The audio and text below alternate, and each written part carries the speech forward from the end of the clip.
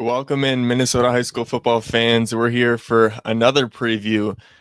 This one being the 5A. There are 43 teams in 5A. We plan on getting to 22 or around there in this episode, covering sections 1 through 4. I'm here with Coach Lance, who's joining me once again. Oh, yeah. How are you? Are you ready to get into this? I'm excited, man. I got my start at coaching at Bloomington Jefferson 5A school, so very familiar with a lot of the teams here and excited to talk about some of them. Kind of a little bit nostalgic for me. Well, this is good because, I've really dug deep into the high school football scene for like a year now. And it's hard to get to know all of them because there are like a ton of them in the state, not just 6A, not just 5A, but 4A and below. I have all of, the logos on my computer and stuff like that, but it's a whole nother thing. To know them, getting to like know the players, the coaches, the logos, the names. It can be a little overwhelming, but hopefully as time goes on, it'll get easier. But we plan on just having conversations just about these teams. Fair warning, you or me might not know like a ton about some of these teams. And we're going to try our best to talk about them. If we maybe mispronounce like a name or mess up anything, we apologize in advance. I'm 99% sure that the graphics are right. And let's get into it. Starting with New Prague, I'm going to get them on my screen right now. The Trojans. Coach Lance, give me your initial thoughts on New Prague. Yeah, so I think that Jefferson played New Prague in the regular season after I'd already left. I think 2023 was their week 1 matchup, but we scrimmaged them the 2 years before that. And I remember New Prague is like more of a run-heavier team, a lot of like 23, 32 personnel. I think they've tried spreading it out a little more recently, but that's always been just kind of their identity. They're more of a physical, run-heavy team. Still play an old 4-3 defense. It's a little bit more common in 5A as opposed to 6A. But yeah, I mean, they're kind of an up and down team, as you see from your graphic up here. They could be 2-3, could be 7-3. They could drop back down to earth. Like, I guess it really just depends on who they end up playing in the regular season. Like, even just looking at their schedule up there, I mean, like, you should beat like a Hastings or a St. Francis, but then after that, you get Rochester Mayo and Owatonna. Those are not easy games. Yeah, and then it cools down a little bit. You get Northfield and Century, but then it goes right, like cranking that heat back up with John Marshall and Chaska. So yeah, I mean, I could easily see a 4-4 New Prague Trojans in 2025. I got to watch a little bit of. They went to the South Dakota State camp, and some of their players had some clips or just like some tape on Twitter that I was able to look at. They got this oddish formation where it's 2 like sniffers. For those of you that don't know, sniffers are like, like guys right behind the guard that aren't really in like the fullback position, but they're pretty much a glorified fullback. And an interesting, just like an offense that I haven't seen like a whole lot of. And I honestly haven't watched like basically any New Prague football other than huddle film and stuff like that. So hopefully I get to see some of them this year. I'm interested to see what their offense is, to see if like it's because, we have some offenses that dabble in like a little bit of everything, or they really sell out in, their one offensive or a couple offensive formations. But yeah, interest is peaked. We'll see what happens with the schedule. You kind of mentioned the schedule kind of sums up what the past 5 years have been like, up and down, like Definitely. You don't know what you're going to get. So I think it'll be, they got a few good teams, and then they got, games that are there for the taking if they want them. Should we get to one of the players I have to watch for this New Prague team? Sure. It's not the quarterback, is it? Because I was watching some of their. Okay, I was watching their film earlier, and I don't know if it's the quarterback or the coaches that teach it this way, but they've traditionally been an under center offense. Now they're experimenting with some shotgun stuff, and it's like the weirdest quarterback stance I've seen. I mean, it looks like the poor kid's taking a squat in the woods. I'm like, Is that really So, the well, like work? that's I don't know if it's a coach thing, but like it's not just this team, but like there's some quarterbacks that have weird, and I guess it might be natural for them to get, or some of them are being coached to do what they're saying, and they're literally just doing what their coaches say. Um, but yes, quarterback, like there's a very specific way that some quarterbacks like to get the snap. Um, and it sometimes can look odd. Yeah, But definitely. I found New Pragues to be rather peculiar, I think is a good word for it.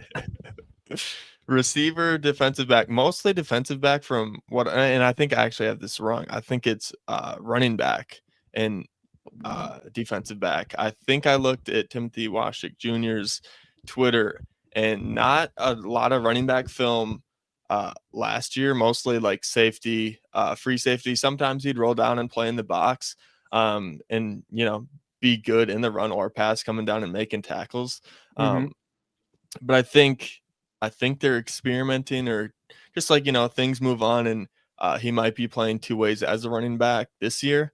I think if you go watch his huddle highlights, he does have some returns where he doesn't house it all the way, but you can see just that he's a playmaker when he has the ball in his hands. So I think the coaches might be seeing that, and I think that he did get some South Dakota State reps at running back in their Ooh. offense, and he did look good. So we'll see. He's a guy to keep an eye out for this new Prague team if you get to watch it or De play against them. Yeah, definitely like him as a return man. I mean, you think about like trying to play complementary football with New Prague's run heavy style. If he's able to give them good field position in the special teams game, it just sets up their offense that much better. So I really like kind of that complementary thing they got going on. And I guess you touched on something great, Caleb, when you mentioned playing both ways. I like in 6A, that's not very common just because we're all really big schools, other than like, some of us at the kind of bottom echelon of that, like a Lakeville South or a Forest Lake. Um, but with 5A, that's like super common just because, we're starting to get down in numbers and classification. Like I'm sure some of the Right. other teams we talk about are going to have a lot of kids that have to play both ways. Hmm. Yeah, that is a good point. That is a good point. And, it can be like that one thing where maybe not just Washtik, but maybe somebody didn't have to play two ways last year, but, starters graduating. And then there is that hole to fill. That's going to kind of force them to play both ways, which, um, yeah, it's good for the players to get, taste on both sides of the ball. I like two-way players, and I think we do have um, a lot of them in 5A that are like really talented. So a good thing to note. For sure. Any more thoughts, final thoughts, or should we move along? Let's go to the next team. I don't think New Prague wants to hear me talk about them being 4-4 anymore. Go out and prove me wrong. If they can win more than 4 games, I mean, that'd be awesome for the Trojans. But I just based on that schedule, I don't know. All right, here we go. The Northfield Raiders. Go ahead. This is another up and down team. So Northfield used to traditionally be a very physical, run-heavy football team. They've got a great Olympic weightlifting team. They're always competing right there in state with like Lakeville South and Moorhead, so they're very good in that regard. But for some reason, a lot of that strength, like success, doesn't necessarily translate to the football field. And I think it all depends on their schedule. Like you see some of the ups and downs there. It's like they had a little bit of a peak in 22 and 23 and then they dipped back again in 24. And then obviously before that, they weren't very good. So I don't really know what to expect out of this Northfield. I mean, they're kind of similar to the New Prague Trojans, where they're just like hovering in the middle. I guess they do get that nice rivalry game against 4A Faribault in the second week. So you think you'd be able to beat a 4A team, question mark. But looking at some of these other games like Waconia, Rochester John Marshall, Rochester Mayo, Owatonna, I mean, I could easily see Northfield dropping all 4 of those games right there. So I don't know if I see a winning season out of the Raiders. And like offensive and defensively, I think they run a 3-4 defense finally. They started doing like a spread style offense, which I don't know if that necessarily fits with the kids of Northfield, but hey, spread offense is the meta in 5A now, so you never know. Yeah, hey, that Faribault game, I don't know a ton. I know they have one of the best D line guys in the state, and I think they do have a couple good guys on offense. So not like a game that you can just easily chalk up into a win, especially when like this Northfield team isn't an upper echelon team in Mhm. 5A. They haven't really established themselves yet, so that'll be an interesting one just to see for both teams, not just for Northfield but for Faribault, like uh, where they line up. And it's like one of those games where um, early on in the season you need games to like help you identify where a team is gonna go for their season, and I think that that's kind of a good like checkpoint to see where Northfield is gonna go this season. Um, yeah, because like you mentioned, these like when we'll get to some of talking about them, but like some of these teams just aren't to joke with, right? And Yeah. that you kind of are going to go into as underdogs and hope for the best.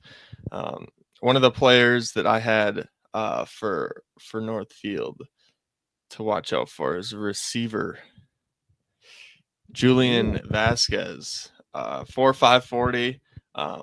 The tape just stretches the defense vertically. He's always past the safeties, and he lines up in the slot. Not really much of an outside receiver. Mhm. And when you line up in the slot, you can get those one-on-ones with like a safety playing cover two, like that. And just it was all over his huddle tape of him running up 10 yards and and just the safety getting lost and him doing a post cut and having it be wide open or a corner route, and having it be wide open. And he has the hands to go with it. He was one of the dudes that impressed me on Northfield's roster that I thought could have a big year. Wow, is that fast? I didn't know Northfield had a quarterback that could stretch the defense vertically. That's Hey, kind he of like was with New at Prague. least last year. I'm not sure what, and I wasn't able to dig a whole lot into it, but at least last year they, obviously the record didn't show for it, but like they had film of like stretching defenses out and like making them think about the deep ball, and that's obviously good for any offense because that opens up the run game and stuff like that. The safeties are a little bit more like hesitant to come down on the run game and things of that such. Yeah. Yeah, it's definitely a good system that Northfield's employing if they're utilizing that. As long as they can get that ball downfield. And you mentioned earlier them sneaking him into the slot. I think that's super creative. Like one of the stereotypes, like from 6A and then going down to 5A, like it's two of them. Teams aren't as physical, and then teams don't make as good of adjustments. Like it's not as sweaty in 5A as it is in 6A. And so you think like when you put the player out in the slot, how many teams are actually like rolling a safety down versus like, oh, we just put an outside linebacker out there. And obviously, like for any team, matching up an outside linebacker on a young man like that is mismatch in favor of the offense. So it really just depends on, do other teams notice that and can they shut it down? If they're not game planning for Mr. Vasquez, they probably should be. That's all I'm going to say. Yeah. He's a problem, and yeah, if you're an opponent, if you're a coach or a player, I'd circle number 2 on the scouting report going into your Northfield games this season. That's for sure. Oh yeah, and it's funny they have a matchup with Faribault because I actually This is what I'm going to give to Northfield. A bunch of Lakeville South coaches that used to be at South are now at Faribault. So take with that what information you will. If that gives you any clue as to what Faribault might be doing on offense, I wonder. But I yeah, wonder if it's uninteresting. that's a very subjective opinion. I know you're big on the Egan Wildcat flex bone offense. It's your favorite, so. Next up, we got Owatonna, coming off a really good year. Ran into a buzzsaw to end their season, but yeah, just like I got to watch some Owatonna games, not in person, but just through the screen, and they were very fun to consume with your eyes. Just a fun way to watch football, moving the ball on the run and through the air. Very fun team last year. Do they got it in them again this year? Ooh, I don't know. I feel like the one thing that I noticed with Owatonna is first of all, they had a ton of athletes. They were a great passing team. Their ground game was still pretty solid, and they're very well coached down there. I think what they ran into last year is, well, the buzzsaw that you alluded to was Alexandria and Chase Thompson. That's quite a buzzsaw to run into. Yes, it is. Yeah, I think so. Owatonna obviously is a spread offense, and they run a 3-4 defense, and they have a lot of kids that also played both ways. We were kind of alluding to this earlier when we were talking about Northfield and New Prague. When you run an up-tempo spread offense in 5A and you got tons of kids playing both ways, well, you got to do extra conditioning at practice, because otherwise those kids are going to be on defense for a long time, and then your opponent can just kind of grind them out, which, Alexandria kind of knows how Elk River did that to him in the state title. But it's just something to be mindful of when you run that up-tempo pace, and then you're putting those same kids out on defense to now go stop. Well, last year it was Alexandria. This year, weeks 1 and 2, you got to go stop the track meet with Mankato East and Mankato West right out the gate. Yeah, I don't know. It's definitely not an easy first 2 games for the Huskies. I think they could easily win the next 4 after that, but kind of a buzzsaw to start their season. Yeah, it's an interesting one. Coming off a season like that, the expectations are going to be high, no matter what, no matter who's graduating. And I think their quarterback and big receiver are graduating, as far as I'm concerned. I think their receivers like Noah Ginsky, he's moving on. So they definitely need to replenish some because I think for the most part, at least in my eyes, they had an offensive identity. I don't know if that's wrong or right, but that's just how I see it. They definitely do, yeah. It's just a matter of who you got, ready from the bench last year to come up and, truly make a difference for this team.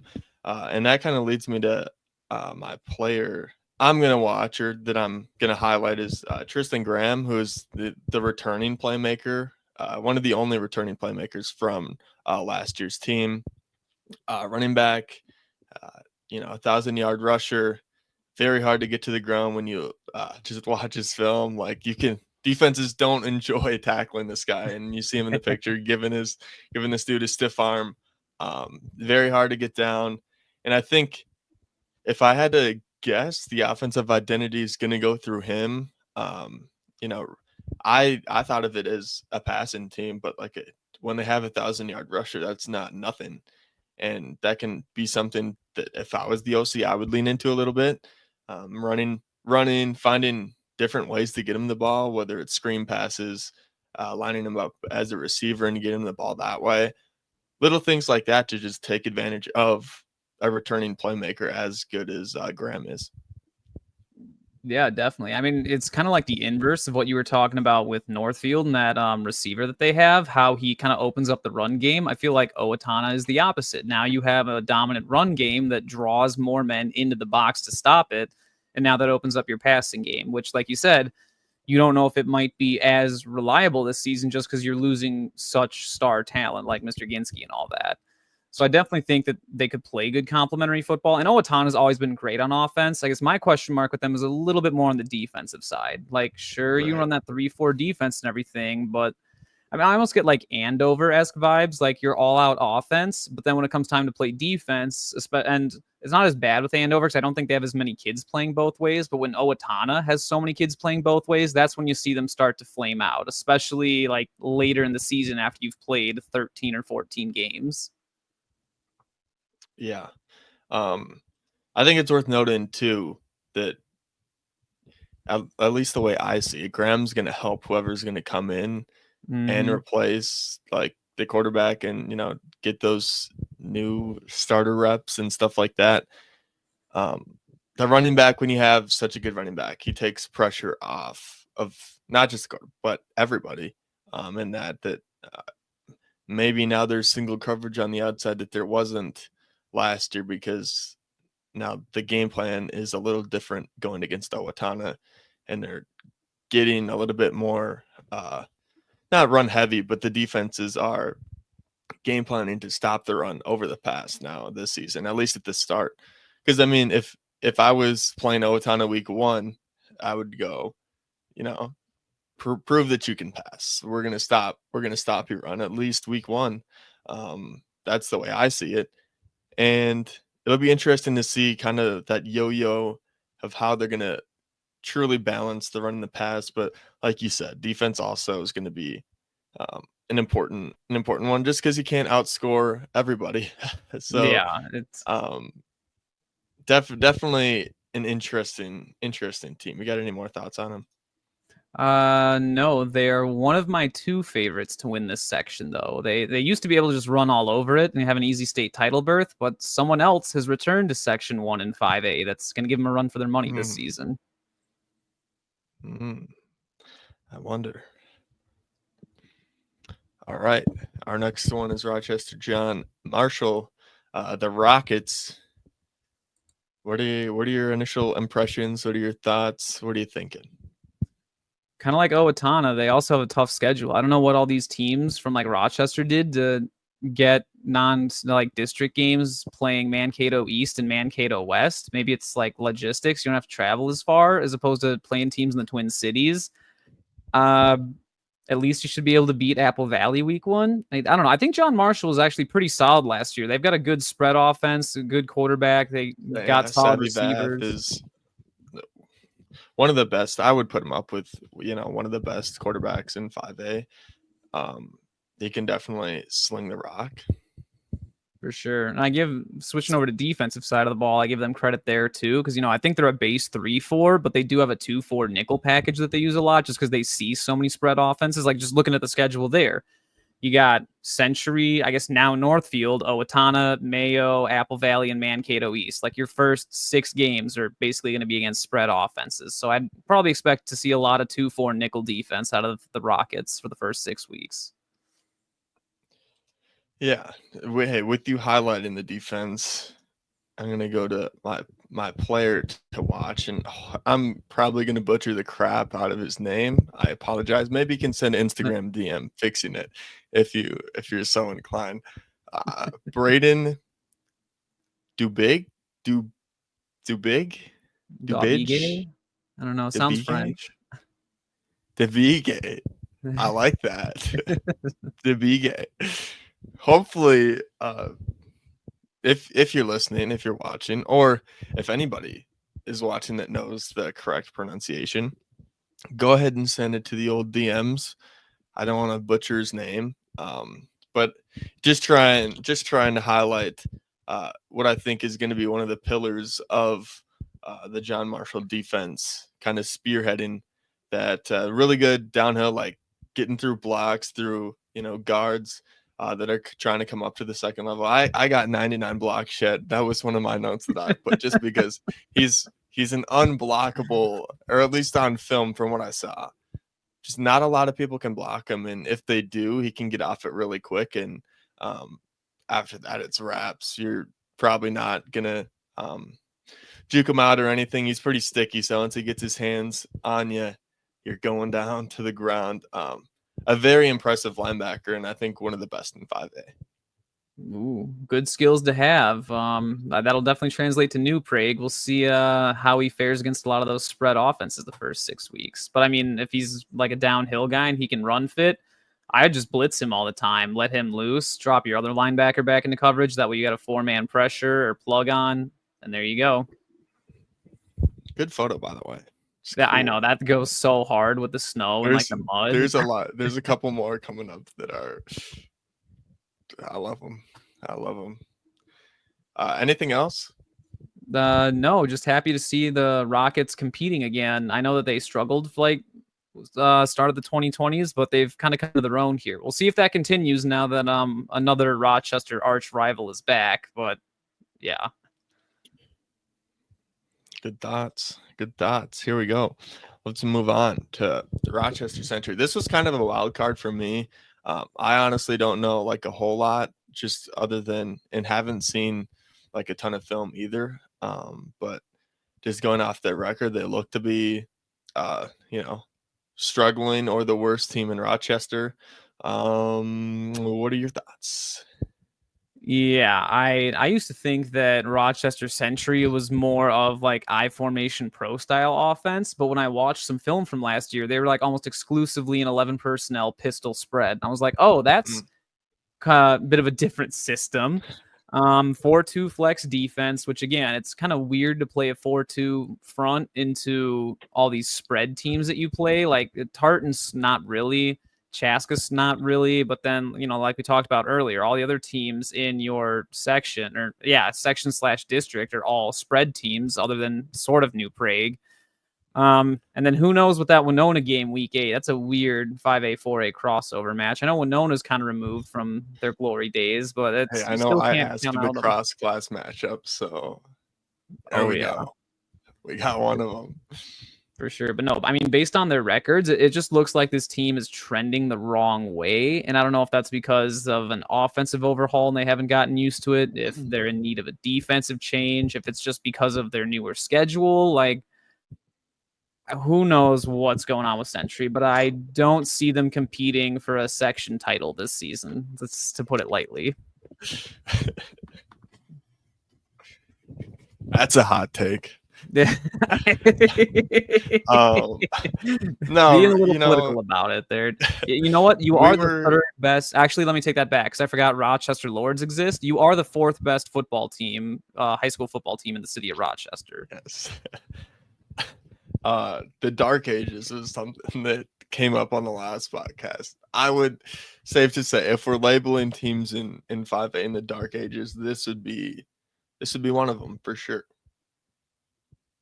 At least for my money. And with that, like it was hard to find like a player with no stats and stuff like that. So I wasn't able to get a player for my Rochester Century. So I think we're gonna skip straight to the other Rochester team, if I'm remembering the order right. Yes. There it is. You know a lot about Mayo, don't you? That I do. So I guess full disclosure, the reason they had a dip in 2023 and 2024 is because, for those that don't know, Mayo, an Eternal 5A team, did get the call to come up to 6A. They were the 32nd biggest school in Minnesota for the 23 to 25 cycle. They had to come throw down with the big boys. I mean, talk about a culture shock. Like in 2022, you're toe-to-toe with Mankato West in your section final.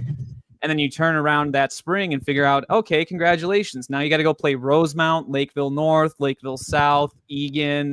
You know, here's Eastridge. And then in the playoffs, you get STMA and they actually beat STMA. I give Rochester Mayo a ton of credit.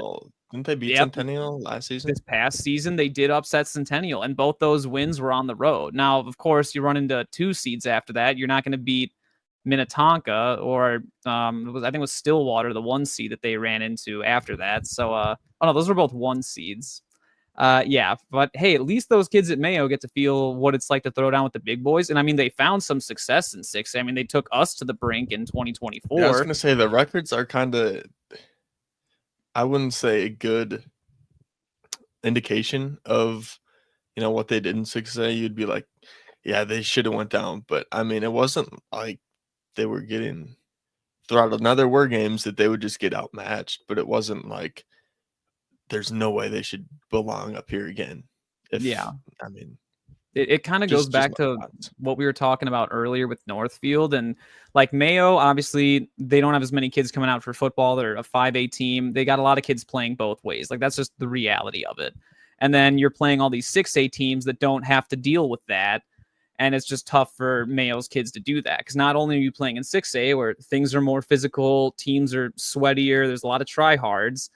And now you have to do that with kids playing both ways that aren't used to that physical brand of football. And that's a tough 2 years, right? Mayo never complained. Unlike Buffalo, who opted for a maroon schedule, Mayo's like, nah, we'll take the big boys. And, they won a solid number of games against some of the best that 6A has to offer. So tons of credit. And I got to give Coach Holcomb a shout out too. He's got a podcast that he does on YouTube as part of the Mayo Spartans football channel. I was kicking myself for not watching this earlier, because if I would have watched it before Mayo played Lakeville South this past season, maybe they wouldn't have scored 43 on us, because he did it like the Thursday before the game, and he was talking about all of our coverages and everything, and I'm like, oh, we might be cooked. It's so yeah, very great offensive-minded coach. I think the only question mark I have for Rochester Mayo is that 4-3 defense of theirs. Again, it sort of made sense in 6A when you're playing these run-heavier teams like a Lakeville North, a Lakeville South, a Rosemount, or an Egan. But like shifting back to this 5A schedule again, sure, St. Thomas is run-heavy, and maybe New Prague, but the rest of those teams are all pretty spread happy. Even Chaska is far removed from their pistol triple option days. They do all kinds of like spread stuff now. So it's, I don't know. Are you going to go with the 4-2 nickel package? Like, what's Mayo's defense going to look like now that they're back in 5A? They'll score plenty of points, and I think they're going to do really well, especially after being battle hardened in 6A for 2 years. Like, these kids are going to be fired up, ready to go. Yeah, I think that St. Thomas game week 2 is going to be a fun one between those, and the Chanhassen game week 8 is another one that, depending on what Mayo does in the regular season, like that's going to be. I expect Mayo to do damage in 5A, and I think that Chanhassen game. I wish it was earlier, just because I feel like that'd just be a fun game to kick off the season with Mayo coming down. There's some good storylines, but week 8 makes it interesting in its own way.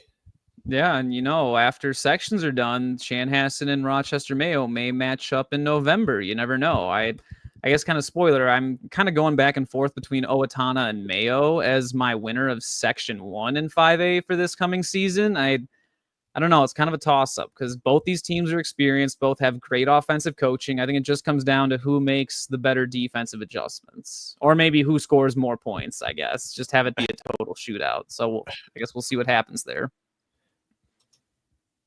Yeah, I like Mayo. I like Mayo, and I think they are going to do a good job. Speaking of cold pictures, like we talked about, this might be one of the best pictures. He did catch this, by the way. Go look at his huddle film if you don't believe me. But yeah, Max Durgan, a really good. I struggled to label him as a position, and one of my notes is just like a football player. Like he plays receiver, DB, and he's just like good wherever he goes. And I think that's one of the things where he's going to be somebody that a quarterback is going to have to be aware of where he is defensively, usually lining up somewhere in the defensive backfield. Sometimes he rolls down, but most of the time he's patrolling the secondary and making sure receivers don't catch footballs. But, like most defensive backs don't have like great ball skills. Like you don't see a defensive back making that play. Like that's a receiver playing defensive back if I've ever seen one. And, definitely. Whoa. Just it was impressive to see what he put on film, and definitely a stud of this Rochester Mayo team, and I can't wait to see what he's going to do against 5A competition now. Was he on defense from this picture, or is he playing offense? Yep. Defense. First of all, I'm surprised. I'm pretty sure if I'm remembering the clip right, yes, it was on defense. Whoa, I mean, it's funny that you can see the people behind. Like that's, man. If I was him, it would be my favorite picture. It would be on my bedroom wall. It'd be on my kitchen. Like wherever I can see it. Get it on my fridge. Get it in my car windshield. I want to see it everywhere. Yes. And I don't know who took it, but shout out to whoever took that, because that's an awesome shot. Yeah. That's a game I haven't watched. I'm really curious about, because I feel like Centennial's triple option flex bone would have just run all over Rochester Mayo, but the Cougars really, or not the Cougars, the Spartans really got it done and upset them. And even just like looking at this clip, I'm like, wait, why was Centennial throwing a ball up? Normally it's just like inside veer, outside veer, hit him with the midline, give him the jet, give him belly, right, and then set up waggle and veer pass off of that. So yeah, seeing a I Centennial know. pass is Yeah. interesting.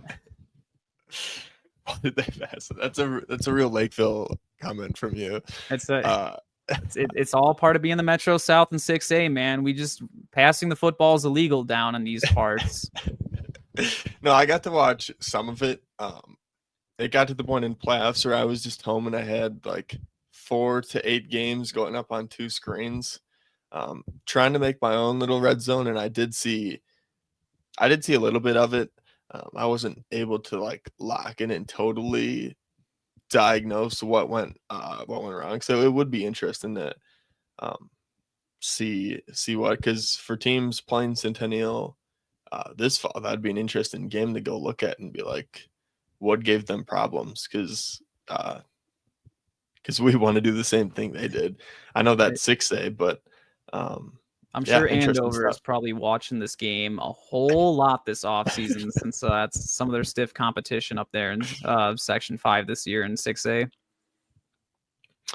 Yeah, definitely. Let's move on to drum roll. It's going. There it is. Mankato West. Here we come.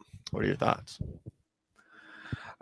So first of all, we just moved from section 1 to section 2. Section 2 of 5A might be one of the most loaded sections in the state of Minnesota. Like, we'll talk about the other teams, but Mankato West has such a dogfight just to get to the state tournament every single year. I mean, you could argue that half the teams in here probably could contend for a state title any given season, and maybe you're more deserving than some teams out of other sections. But you can never count out Mankato West. They're extremely well coached for one of the smaller 5A schools. They can run the ball. They can pass the ball. They play a strong 4-3 defense. And, it's not that they don't have an offensive identity, because they try a lot of different things on offense, but they're able to get it to work because they have the kids for it. Like when you've got a Bart Makinich at quarterback like they've had in the past, you can do all these different things where you like get him to run out of a pistol set because he's just an absolute stud. And yeah, I don't know where Mankato West always gets like the best receivers in the state, but I guess they're doing something right down there. And yeah, it was kind of a weird down season for them last year. I mean, you just look at the dominance from 2020 to 2023. And obviously in 23, like those 2 losses were only to eventual state champion Chanhassen. And I think the second one, Chanhassen had like an insane 14-point comeback at the end of the 4th quarter in the section finals. So, yeah, The aside record from doesn't tell last the whole season. story. Exactly, yeah. So, I mean, even outside of that, that's still only single-digit losses in the last 5 seasons combined. That's a wild statistic. Yeah, especially we've talked about the turnover that happens, and you got to replenish. And I think they might need to. I know they have one pretty good returning receiver. I know they had a few, or at least one leave that I did a recruiting post for. But yeah, definitely interesting, and it is good to think about like what made their record look a little bit worse last year than it actually was. Because yeah, I mean 2020, 2021, 22, 23, it's like, wow, you guys are doing something right, and they still are, and it'll be interesting to see what shakes out for them. What shakes out for them this season. I think the guy that I want to highlight on their roster is a running back. Load Trevor Sheldrup. Hopefully, I'm saying that right. Again, class of 2026. When I looked, I don't know, because sometimes they have stats wrong on MN Football Hub. So sometimes it's doesn't tell the whole story. But from what I saw, like he had the most carries on their team, and it wasn't close. It was by like 100 or so carries and touches. So like a workhorse for him last season, and again with some receiver talent leaving, I could see him having an even better senior season than he did junior. Close to 1,000 all-purpose yards. For my money, I think he's going to eclipse it this year. Just a tough physical runner that, again, another good running back in 5A that defenses are going to have to plan for. For sure, yeah. And Mankato West loves to do a lot of 10 personnel. So, I mean, if you're able to run the ball with only 5 or 6 men in the box, then, well, what are you going to do as a defensive coordinator? You're going to stack more men into the box, open up that lethal Mankato West passing game. You're going to keep guys out there and just hope you can stop the inside run with only 5 defenders potentially. Mankato West just gives you all kinds of fits. You have to be like perfectly sound and have the studs up front that can stop the run without having to worry about committing extra men into the box. If you can't do that, Scarlets are going to give you a lot of trouble. Indeed, I second everything that you say with that. Is there anything more you want to touch on this Mankato West team? Yeah, it's just a shame that they have to play in Section 2 because otherwise they easily would be like making it deep into the state playoffs every year. Like if 5A did a tournament the way 6A did, I guarantee at least 4 out of these 5 teams would be making it to the state quarterfinals. Just like kind of similar to the Metro West teams. Like you get your Maple Groves, your EPs, Edinas, Shakos, Minnetonkas. Any given year, they could all make it to the 3rd round of the playoffs. I feel like It's definitely the same way with this section. Yeah, definitely loaded. And let's talk about some more teams within. Going to, I think we're staying in the Mankato region. There it is, Mankato East, the Cougars. Rawr. What are your thoughts? Kind of like Mankato West, another really small school. Like they're both the Mankato schools are on the bottom tier of 5A, yet they consistently compete. And you see kind of like some up and down with Mankato East. They have really good seasons or like really bad. It's either you have 3 wins or 3 losses, I guess. But no, a lot of great athletes. They got a great track program down at Mankato East, which, you know, it kind of plays into their spread offense that they like to run. They're also a 3-4 defense, unlike the 4-3 of their rival Mankato West. And like, I mean, I don't know. They came really close to making state last year. They ran into Chanhassen, but you know, you could argue that Mankato East maybe would have been more deserving than some of the other teams that got that far, like maybe St. Thomas or Cretin-Derham Hall or some other teams. But yeah, I think I still expect Mankato East to be pretty solid next year. I mean, if you look at all the teams in the roster, it's not the easiest schedule, but thankfully you get games like Apple Valley or Hastings at the end of it. So, you know, just survive weeks 1 through 6. You should be able to win 7 and 8, and I guess just kind of go from there. Yeah. Definitely an interesting team, especially taking a look at like the records in the past. Hayden Tischler is one of the guys I have to watch out for on this team. Lines up as receiver, DB. I think he's committed to Minnesota State already. So if that doesn't tell you enough about him, you know, really good after the catch, one of the best in 5A. Of just getting it and not having people tackle him, just going all over. And then the two-way ability of this dude that we kind of talked about at the start of the podcast of a reliable dude on both sides of the ball. And like, it's not often that you have, like, you can have a two-way player, but sometimes like he's not your best receiver, or he's not your best DB, but he is on the other side of the ball. I think this dude's like a bona fide number 1 on like either side of the ball he plays. And yeah, just a playmaker, really good with contested catches on tape. And I can't wait to see what he does this fall. Yeah, definitely excited for that. You know, I'm noticing a pattern. Almost all the kids I feel like we've talked about, other than the linebacker from JM, have all been receivers, DBs, or running backs. A lot of skill positions here that we talk about in 5A. But I mean, that's just kind of the name of the game. I mean, think about how many teams we've talked about thus far that are all spread offenses, and there's a lot more coming down the pipeline here as we keep going through them. Like that's one of the other things to highlight is like finding O lineman to graduate and stuff like that, or D lineman to graduate. Is D lineman is a little easier because you can sometimes go by tackles, but then again, tackles don't tell you how good of a D lineman is. So there can be like a really good D lineman that graduates, but he's eating double and triple teams all the time, and he doesn't get a lot of tackles. And so that can kind of be a little tough.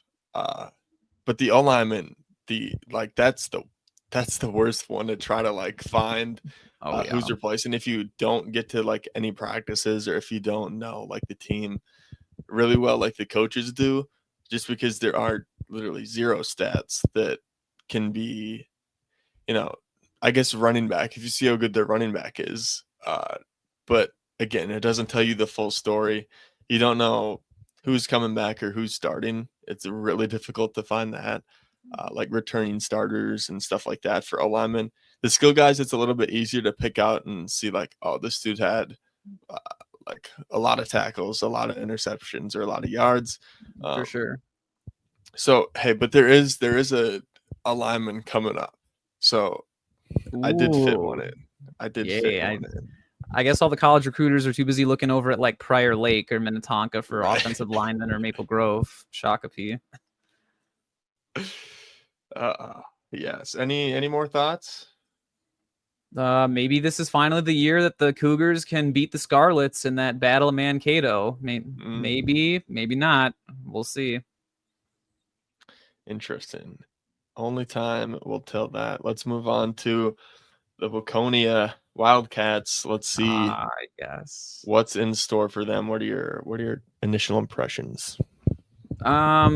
Goodness, we used to play Waconia all the time. I think in my 4 years coaching against them, at least ninth grade, we were 164-12, at least points wise. But Waconia is very well coached. Like, sure, we can, kind of take it to them and predict what they're going to do at the ninth grade level. But when it comes to varsity, and you got, like, I remember they used to have Max McAnally up there, Alex Riley back in like the 2022 season. They were just absolutely loaded. And that was kind of their best season. But you look outside of that, and Waconia is just kind of a middle of the pack team. But yeah, this is another team where I just don't think record tells the whole story. Because if you look at their section, when you have to play both Mankato schools, Chanhassen and Chaska every year, well, that's half your schedule. And there's 4 losses potentially right there. Like, Yeah. what are we supposed to do? Like, I feel like Waconia might be kind of a Wyzetta of 6A or of 5A, just in the sense that, like, hey, we have to play Eden Prairie, Shakopee, Minnetonka, Edina, and Prior Lake every year. Like, what do you expect us to do? I like that Waconia's take. For it's people that don't know, at least, we were talking about Wyzetta in 6A, like being a I mean, I think they're going to be a really good team, but I don't think their oh yeah, record's going to show it. And come playoff time, they're going to be a lot more dangerous than whatever seed that they are. And that's kind of what Coach Lyons is saying is this team is going to be more dangerous than what their record shows, especially when it comes around postseason wise and section playoffs and stuff like that.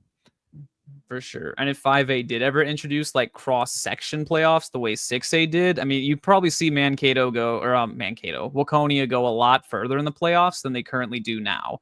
Just because, like we said, as soon as you finish up your regular season schedule, you have to turn right around and play either Chaska, or one of the Mankato schools. Like, none of those are easy games to prepare for, especially after you already had to play them in the regular season. So I think the Wildcats are just kind of a product of misfortune at this point. At least you get to play Burnsville week 5 and Apple Valley week 2. It's kind of things to celebrate, but yeah, I don't know about the Wildcats, man. They still run a spread offense and a 3-4 defense. Like, scheme-wise, I think they're pretty sound. It's just product of who you're stuck playing. A product of the environment. I Yeah. see. Will Kirsch, receiver safety, another one. Now that you're keeping track, not your typical free safety. Free safeties are the dudes that I feel like are less physical, more, want to be out in space, covering ground, but not this guy. His pass breakups are like really aggressive. He is really confident in reading the quarterback size. Some DBs kind of like hesitate and aren't really sure of themselves in reading.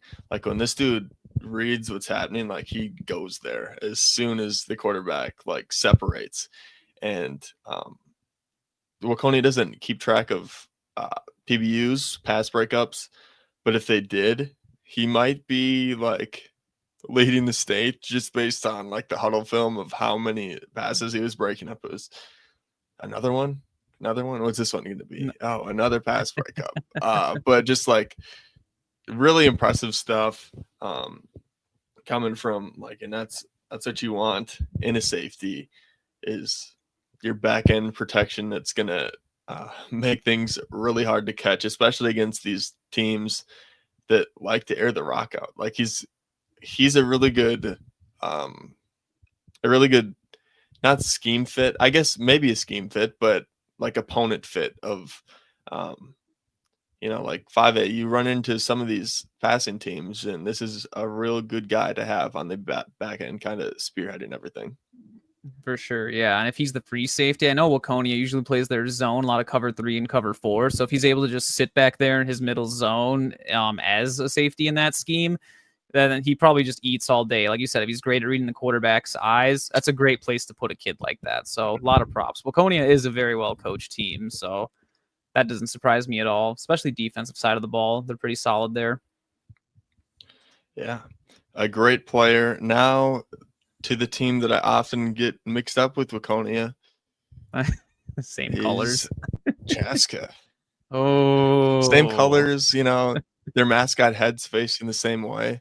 This is a little bit more like anime than Waconia is how I think of it. But I think by now I'm starting to kind of get onto like get just reading, like when I see the faces of these logos, I just get them mixed up, and I have for the past 12 months. But now I'm starting to come around and being like, that's Chaska, that's Waconia, that one's Waconia. So what are your thoughts on them? For sure. I'm getting like PTSD here, man. Like these are all teams that Jefferson used to be in a section with in a district with back in the day. And they almost, well, not ninth grade wise, we got the better of almost all of them. But yeah, varsity, not so much. And Chaska especially is just a historically dominant program. If you go back to 2019, they won the state title back then. They only lost one game that season. I think it was just a random fluke loss to Robbinsdale Armstrong. And then go all the way, beat St. Thomas in the state title. So loaded roster, and you see they got a lot of great games in there. But kind of like with some of these other teams we've talked about, like 2021, 2022, you're still on a cycle where you're playing not as difficult of a schedule.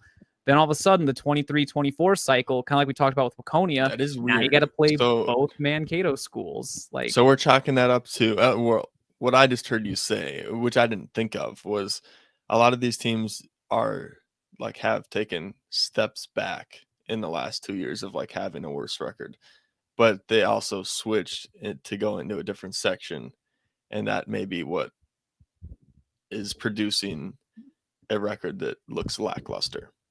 Definitely, yeah. Like in 21 and 22, like Chaska didn't match up with Mankato East or West in the regular season, or Alexandria for that matter.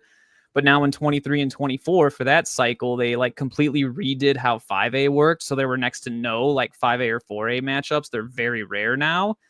And they force you to play all the teams in your district as opposed and like in your playoff section, as opposed to just teams that are geographically around you, which is why you see like Chaska, Alexandria, week 1, Chaska versus Rochester Mayo.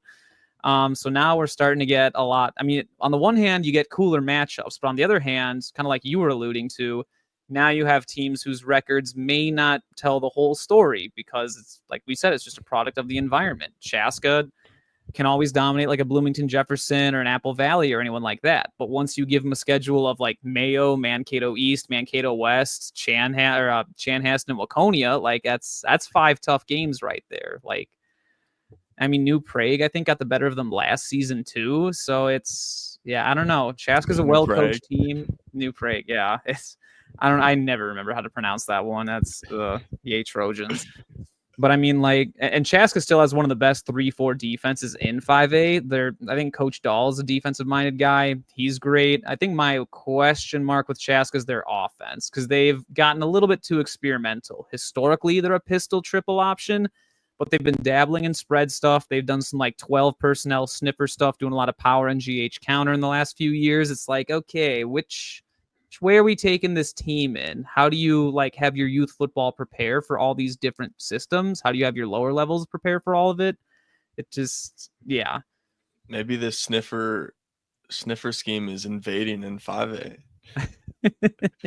There are some teams that are subscribing. I know some of these teams we talked about, New Prague does, Mankato West does, Chaska does. It's I in saw there. going back to Mankato West, I was looking at some film and they were running like the Power T, which like caught me off guard. Yeah. Running the Power T. They weren't running the Power T. They lined up in a formation that looks like the Power T and attempted to do some plays out of it, but I wouldn't call it the Power T offense. Feel like I just saved Coach Steve Hamilton from Elk River typing up a comment right there. That's funny. Here we go. What you were wanting? Well, maybe you weren't wanting, but you're gonna get it anyways. Is center Tanner Davey, out of Chaska, not Waconia, Chaska. That is the right logo. Yeah. My first thing that I typed after looking at his film was IHOP, pancakes everywhere, just on film, just taking his dudes to the ground. Yeah, and not just a run blocker, but he's got a good anchor and really good in pass protection as well. Like center, it's underrated, like how good you need to be in pass protection, and it also is like underrated. If you have a bad center in pass protection, just ask Kirk Cousins when he was in the Vikings. Like Bradbury, not giving strays or anything, but like the center is a real important part of the team, not just in the run blocking but in pass blocking as well, and he was really solid in there. And then also with like these zone schemes that are going around too, or just like double teaming, getting to the second level. Like he's not the most agile, but he's shown capabilities of getting there, which is pretty impressive. A lot of like high school O-linemen, it's a big thing of like second level defenders of they just put their head down and block the guy that's in front of them, and don't have their head up and come off the double team and get the linebacker that's going down to fill the gap or blitzing. On tape, really impressive, and I wanted to highlight at least to one O-lineman and not just to all receivers. So I found him. There we go. No, I mean, Chaska's always had big boys, man. I mean, like as long as I can remember, they've always had big linemen that push us around. I don't know if it's because they're West Metro and they're just outside of Eden Prairie, them in Chanhassen, that any EP kids that don't get boundaried into EP kind of get pushed over to the Chan and Chaska. But always great. I remember going against this kid when he was a freshman a few years ago, coaching against him, and he's just like, we cannot get any pressure up the middle. We had to start like doing stuff off the edge, thankfully. And the one touchdown Chaska got against us was a QB dive right up the middle behind Mr. Davies. So, yeah. And obviously that was when he was only a ninth grader. Now as a senior, I'm sure that he's gotten a lot better since then. Chaska's very well coached, and they know how to develop their athletes. So that wouldn't surprise me in the least. It's just, will Chaska stick with the run-heavy scheme? Are they going to go back to their pistol triple option, or are they going to try and spread it out? Who knows? But, I mean, if you've got kids like that, maybe be a little more run-heavy. If only Carson Turner was still there. All right. Moving on to what you called the favorites of the whole class 3 months ago. Yep. Or I don't know how many months ago. Close enough. The Chanhassen Storm. Is it going to be storming in 5A this year? I mean, I did say they were my favorites based on their roster. I think that claim was before schedules came out. I think they're still one of the two best teams in 5A this year. Walking it back, huh? Aren't you? Not all the way. Not all the way. They have a chance to show that they're the best. We actually had a 7-on-7 with Chan not too long ago with South, and I'm like, oh yeah, these are the kids that I remembered. Like, this is the one game we lost when I was with Jefferson in 2022 in 9th grade, and this Chanhassen Storm team was just absolutely loaded. Now all these kids are seniors, and it's like, you see all the flashbacks of like, oh, and they're like making insane catches. They can run all over you. They're fast. They're big. They're physical. Like, I mean, there's like essentially no holes in the Chanhassen Storm team, and they're all very well coached. Coach Nelson does an amazing job over there. The only hindrance that's making me not necessarily walk it back, but we'll say a potential obstacle for the Storm is that schedule. Like, at least you get Burnsville week 2, but the other 7 games on there, that might be the hardest schedule in 5A right Yeah, there. that is tough. I honestly, I put the graphics together, but I didn't like look at the schedules all individually. It sounds dumb, but yeah, when you kind of highlight that and I look, like you're saying, like Burnsville's the only gimme game on there, and I think Alexandria is probably going to take not a step back, but just not be as elite as they were last season. Although, like I went to the St. John's Patty camp and like they were one of the better teams there. They were impressed me to the fact that I don't think it's going to be like much of a step back. Now, when you lose like Thompson and Goalkeeper. we'll talk about Alexandria, but yeah, definitely an interesting game week 1, and then the rest of the season's kind of just a grind. And then, like I already mentioned, the Mayo game week 8, that might be one that I might want to go to. Yeah, like 3 of your 4 non-district matchups are Alexandria, St. Thomas Academy, and Rochester Mayo. Like, that's just brutal. I mean, it's kind of like when we talked about, was it Mounds View and 6A? Their non-district games were Maple Grove and Lakeville South. It's like, oh, what did you do to deserve that? It total Right. same like situation here.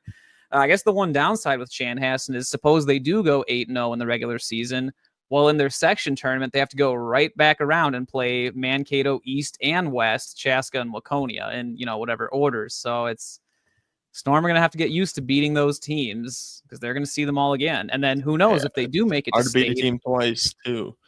Exactly. Like, I mean, even just looking, like, I'd argue Alexandria, St. Thomas, and Mayo are also teams that might be contending for a spot in state. So, yeah, Chan might have the best team in 5A, but they also have the toughest road to, well, I guess just the toughest regular season in 5A. So we'll see how it goes for them. It's hard to beat a team twice, depending on who they are. And with like the section as loaded as like this one is, it is going to be like some sections. You could be like, yeah, they got to play them twice, big deal. But it actually is a big deal in this sense of doubling up, and that's just to get out of their section. Definitely. If I had to play Rosemount or Lakeville North twice in the same season, oof. Happy that 6A does our tournament. Another elite picture here. James Kopman, one of Chanhassen's playmakers, one of many. I think Cade Bush is another one that's. I think he committed to Arkansas. I don't think Kaufman's committed to anywhere yet, but I think he will be pretty soon. If I was judging based on his tape that he's put out over his past couple seasons, a big deep threat for Ramler to just chuck the ball down the field. I don't know if you saw that at all in the 7-on-7 that you should have invited me to, but it's whatever. We do things privately at Lakeville South. I apologize for that. It was a we all know what you're going to do over there. That's all right. Yeah. I wouldn't be surprised if Chan was doing that because they're expecting an inevitable clash with another Power T team in the 5A state title coming up. But yeah, we'll see about that. In and out of his breaks really well.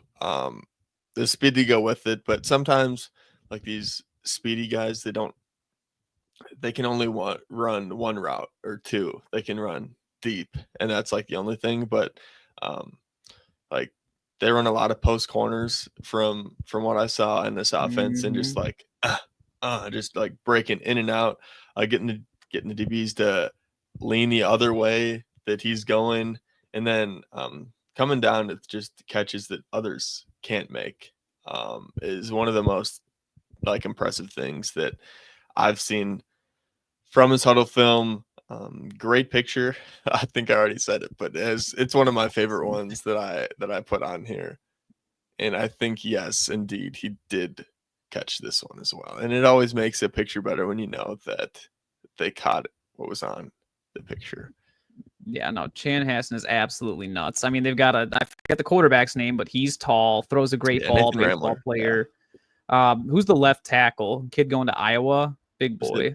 Is it Owen Linder or is that somebody else? Might be Linder. I don't remember the last name, but Owen sounds right. I mean, that kid is huge. And you want to talk about like Chan does like to do their double moves, and Coach Nelson likes a lot of his passing concepts. But Chan can still run the football. Coach Nelson was a guard at Northfield back in the day, and I think he won a few state titles down there when he was playing. So he does have a hard nose to him, and he will run the football. Very good offensive minds. And, Chan can get away with doing these double moves because they have an offensive line that can protect for that long, and they're very good at it. So, I mean, what do you want to do to beat this Chanhassen offense? Are you going to try and blitz them? Or are you just going to sit in pass coverage? Like, what can you do? Yeah, it's Owen Linder, confirmed.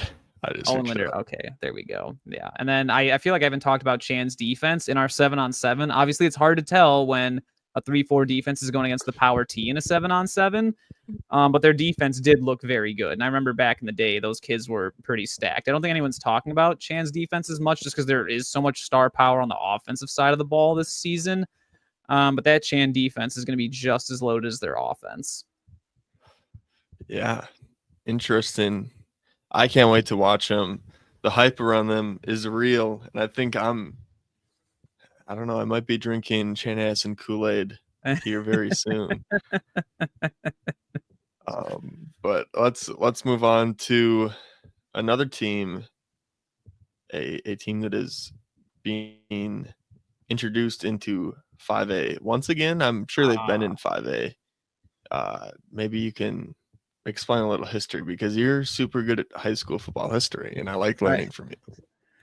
I try. I think Burnsville, because 6A started in 2012, and I believe Burnsville's been 6A that entire time. I think this is actually their first time being like truly not in the top section for football. All right, that's good to know. Yeah, I mean, I know Burnsville was in the 1983 or 84 state title game versus Stillwater. This is why I'm here. Bring it on. Yeah, Burnsville was the worst team in 6A last season. I mean, QRF wise, they were 32 out of 32. Coon Rapids was also 0-9, but Coon Rapids did not play a maroon schedule. Burnsville went 0-9 with a maroon schedule. I was gonna say, yeah. How do you know they were worse than Coon Rapids? But yes. Yeah. Oh, that was just off the QRF rating. It barely was a little bit lower for Burnsville than Coon Rapids. So yeah, but like you said, they never played, so who knows? Maybe that should have been a game we could have got. Give all the 1 seeds week 1 buys. Right. That way, instead of Burnsville being exposed to Maple Grove or whoever it was, I think they played Maple Grove. Then they can be like, hey, go have a fun little exhibition versus Coon Rapids, and whoever wins can go down. Oh boy, we'll get to Coon Rapids going down versus up when we talk about one of these other teams in this section.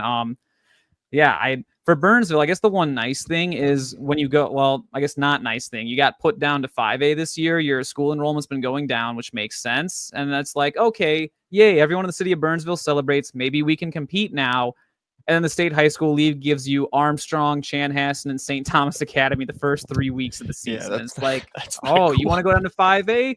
Welcome to 5A. Like, we're going to give you the best we got. Yeah, it's so funny, like going between the Chanhassen schedule we just looked at being like the toughest in all of 5A and now seeing Burnsville's schedule. Like, sure, the first 3 weeks are pretty tough, but the last 5 weeks, it's like I feel like maybe not Waconia as much, but Burnsville should definitely be able to compete against like a Two Rivers, Apple Valley, Hastings, or Tartan. I don't know that I see the Blaze getting a winning record, especially if they still have issues with their identity on offense and defense. I know one of their defensive coaches was telling me they're planning on running a 3-4 defense and doing like some cover 6 stuff. And I'm like, how are you going to get high school kids to run a cover 6? That's let alone a Burnsville, let alone any high school. So we'll see how that goes. I think Burnsville is sticking with a spread finally. I mean, they're kind of like a Woodbury or a Rosemount where they do just way too many different offensive systems and kind of shoots themselves in the foot. But yeah, I don't know. I guess we'll see. All right. Burnsville's. So are we looking at their schedule and saying that you're saying they can compete in weeks 4, 6, 7, and 8? Is that correct? Yes. I think those are the weeks they can compete in. Out of those weeks, what do you think is their most likely win? That's what I'd like to hear. Well, Two Rivers, we'll talk about some of these other teams. Maybe Tartan might be the most viable win. I know Tartan's not a pushover. Hastings is usually solid. Like, they should compete with Hastings, but if they get the run game going, My vote would be Tartan, yeah. based off what I observed last season. And I get to have it. Last season was a different season, but that's what I would say. But also, like, I watched a couple Tartan games, and I think I watched like the worst 2 Tartan games last season because they did beat people last season. But the 2 games I walked away from, I was like, how are they going to win a game? But apparently, maybe I'm the problem when I'm not there. No. Their offense moves the ball. I don't know. No, Tartan is a product of, we talked about section 2 being loaded. Tartan's section, which we'll get to here in a bit, is a bit of the opposite, but that's just kind of the way it works in 5A. And speaking of sections being the opposite, we're moving on from section 2 to section 3 here with Burnsville. And section 3 is like the opposite of section 2. You got one team that just kind of dominates and wins every single year and just gets a free pass into the state tournament, while the other 4 just have no remote chance. And I think Burnsville's probably one of those 4 that has no remote chance. So my thing for the Blaze, go out and win one game and get some passion for football back in the Burnsville community. Just a little bit something to be like, yay about. Give me 2, Burnsville. 2 of those 4 games. If they're beating Tartan, who's the other team you think they're going to beat? I wouldn't say Apple Valley is an interesting case study. We'll get to them. I feel like, man, I don't know. Maybe one. I know I'm like teetering on Two Rivers. I know Two Rivers. But I think they had like a few guys graduate that were important to their team last season, so that could be one. I don't know. They were 0-9, so let's just start with 1. Let's not even worry about 2. Little steps. Tommy Suba is one of the bright spots, one of the lone bright spots on this Burnsville team. Receiver DB class at 2027. So this year he's going to be a junior. Got some playing time as a sophomore, and made the most of it for just like individual performance wise. Making a statement for against like he put up some good film against some really good teams. I know Maple Grove was one that he had a few highlights from, not just Maple Grove but multiple games. Just explosive, like really twitchy, quick, and he kind of reminded I like coming up with like NFL comps for people, like in the way Burnsville used him was kind of like a Cordero Patterson, not so much running back wise, but just getting the ball to him and finding ways to get him the ball when you have like your one playmaker that you need. They're not just going to stick him out as X receiver and tell him to run go balls, even though like he can do that. They're going to mix it up, and they're going to be a little creative with one of their top weapons on offense to get him the ball. And then like he won like 3 or 4 jump balls from what I saw just like on his highlights. So he is the guy that you can be like, go up and go get this. But he also is a guy that they do throw a lot of screens to and just be like, make a play. And he can also do that as well. So Cordero Patterson without like the lining up in the backfield part. And I'd say he's a little bit more agile and speedy. If we were putting Cordero Patterson like in like high school wise, like that's just like what I would think, what I think of his game. And I think it's going to be interesting to see him go against a little bit like lesser defenses, not 6A, like upper echelon defenses. I think he's going to be in for quite the year. I think so. Will the Burnsville O-line be able to protect the quarterback long enough to be able to get they like the screens. And I think that's why like they just like those catch throws. It does look like a pass, but it's literally and that's smart as the like offensive coordinator. Like maybe you're not going to have the lineman and stuff like that, but it's just anything that get your best dude the ball in space, and he'll make good things happen. And that's kind of what high school football is. And hopefully that'll his there we go. Will generate one win system, that at West least, Coast quick pass system. At least one win. We'll see. Moving on. Any more thoughts? Nope, just one win in the regular season. Maybe if you match up with Two Rivers a second time or Apple Valley a second time in the playoffs, you can get them the second time? Question mark. Just baby steps, Burnsville. Just build the confidence back up. All right, Apple Valley, an interesting one. I think I know some people were very high on this Apple Valley team last season and thinking that they would make like a dent and maybe make it to the bank. And the Whoa. well, hey, wait. Wait. What? They had a good quarterback. They had a ton of offensive weapons, but not. And this is outside perspective. I know I think they came on stronger towards the end of the season, and they started beating teams that. And I could be wrong, but I feel like they ended stronger than they started, and it looked really definitely. It looked really bleak for them at the start, and then they turned on a little stronger. And I think I was referring to some Instagram account, there's Instagram accounts that come up for however many months that do high school football and stuff like that. That was where I saw it, and there's takes that can be whatever. This isn't last year's Apple Valley team, but one of the interesting ones was their best receiver is now a quarterback, and Q Barnslater, that he's going to be their starting quarterback. He's getting number 1 reps, and yeah, they have a couple guys that are going to be juniors that they're trying to develop, but I don't think the coaching staff thinks that they're there yet. And from what I've seen, I don't think they're it wouldn't be worth putting them out just so you could put Q as a receiver. You wouldn't get much done there. And Q's not a quarterback. Let's just get this out of the way. He's not. But sometimes in high school football, your best athlete has to be the quarterback to give you the best shot. And I think given the situation, Q's going to be their starting quarterback, and he does give them the best shot to go into it. It's not like he can't throw the ball. He's just not. He's not a natural thrower of a football, and that's no slight to him because I believe in projected him in college as the college that he committed to as a receiver and as an athlete. So he doesn't really have to worry about that going to the next level, but it kind of hinders it kind of caps what I think this team can do in terms of record wise and making it far. Definitely. Well, and even if that didn't cap them, St. Thomas will cap how far they can go in football.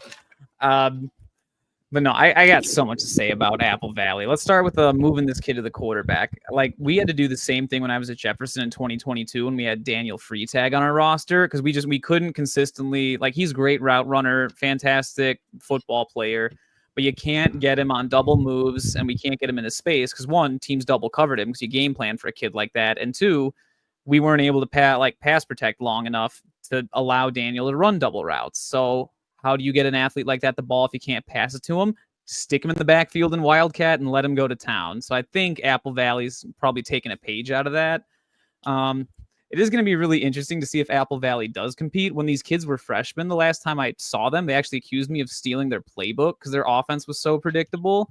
I don't know if they remember that, but that was really funny. But yeah, I don't know. I feel like Coach Ussett, since he's taken over, Apple Valley has improved. I don't know. I feel like they're kind of in a similar position of an Eastview high school. You're just kind of landlocked. Your population's not getting any bigger. And maybe District 196 redraws boundaries. Maybe you'll get lucky enough. Some good Rosemount kids will get boundaried into Apple Valley and you'll improve things. But I don't know.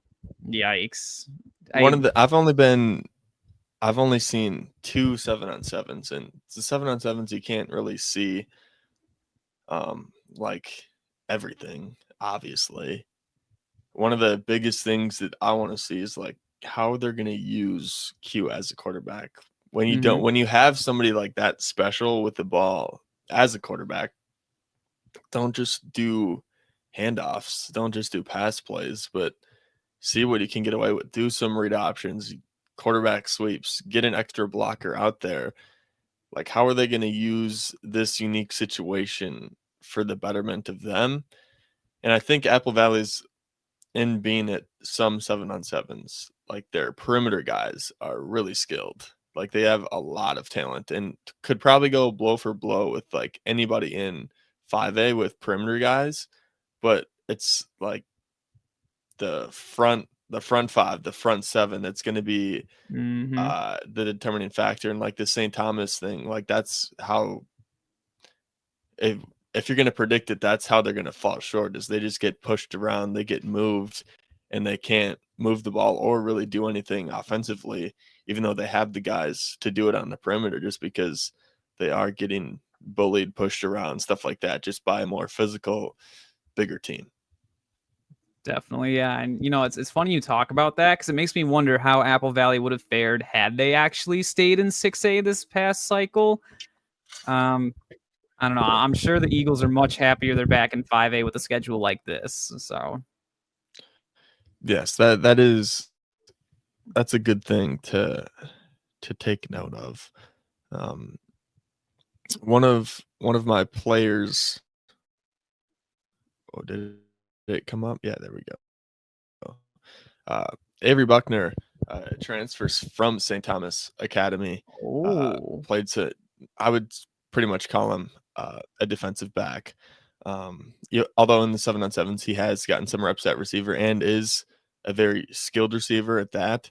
So it's not like he's just pigeonholed as a DB. Like next level, I could see him playing on either side of the ball with his ball skills, but like a really physical corner on tape. Um, like I liked him best when he was pressed up within like 2 yards in the grill of any receiver that was getting off. He's one of the guys that, like, if I was a defensive coordinator, I'd just be like, go shut down the X receiver, because the X receiver is usually, like, when we think about it, the guy that the offense wants alone, kind of by itself, most talented. I want you on that side, and just like, I don't want to worry about that guy, so go take him away. That's kind of what I would peg this guy's talent as being, like his closing speed from when the ball leaves the quarterback's hands to when it touches the receivers, like elite. He really wow. has a good feel for that. One of the things, like, he makes tackles when he's like off coverage, but I just don't think I would, like I was saying, I would use his skills in press coverage, like really get up on and lock down whoever. Like St. Thomas sometimes used him playing like 8 yards, 10 yards off, and he would give up hitches 5 yards in front of him just because that was the type of scheme that was um, like being Ugh. run and being St. told. Thomas, But where's the like flat defender? but there also was like times like in the goal line when you just when he get in this receiver's grill and just like shut his water off, and really impressive stuff. Yeah, coming over from St. Thomas, he's I think a 2-year starter there playing his sophomore year. I know he has some film in the bank from when they played his sophomore year. Now going to be a senior. So yeah, interesting thing to watch for. Definitely, yeah. I was playing college football this past weekend, doing my Ball State rebuild with a triple option run only offense at Caleb's favorite. But I was like thinking as I was looking at this young man, like I wonder if he hit the transfer portal for that exact reason of playing style. Because St. Thomas we'll get to in a minute, but they're not very pass happy. And so if this kid wants to be more of a wide receiver type in a spread offense, St. Thomas is not the place to get that done. So I guess it makes sense if he wants to utilize those skills a little bit better, then Apple Valley's just a better fit for the talents that he brings to the table. Yeah, I think with Q and Avery like being the two corners, at least from like their number one defense, like that's as good of a secondary of like a cornerback one and quarterback two in the state, at least for my money. Um, So impressive stuff, but that's a thing. That's not really what it's going to come down to in getting out of this section, which will be the interesting thing. And my last thing is I'm interested to see how long Q stays as the quarterback. If it's one of the things where like it doesn't go good for 4 weeks, and the coaches are like, let's try something let's just try something out and put Q back at receiver and one of these younger quarterbacks in and see what happens. So I'm interested to keep an eye on that and see where that develops, because it is an interesting situation when you do have one of the top receivers in the state not playing receiver for their high school team.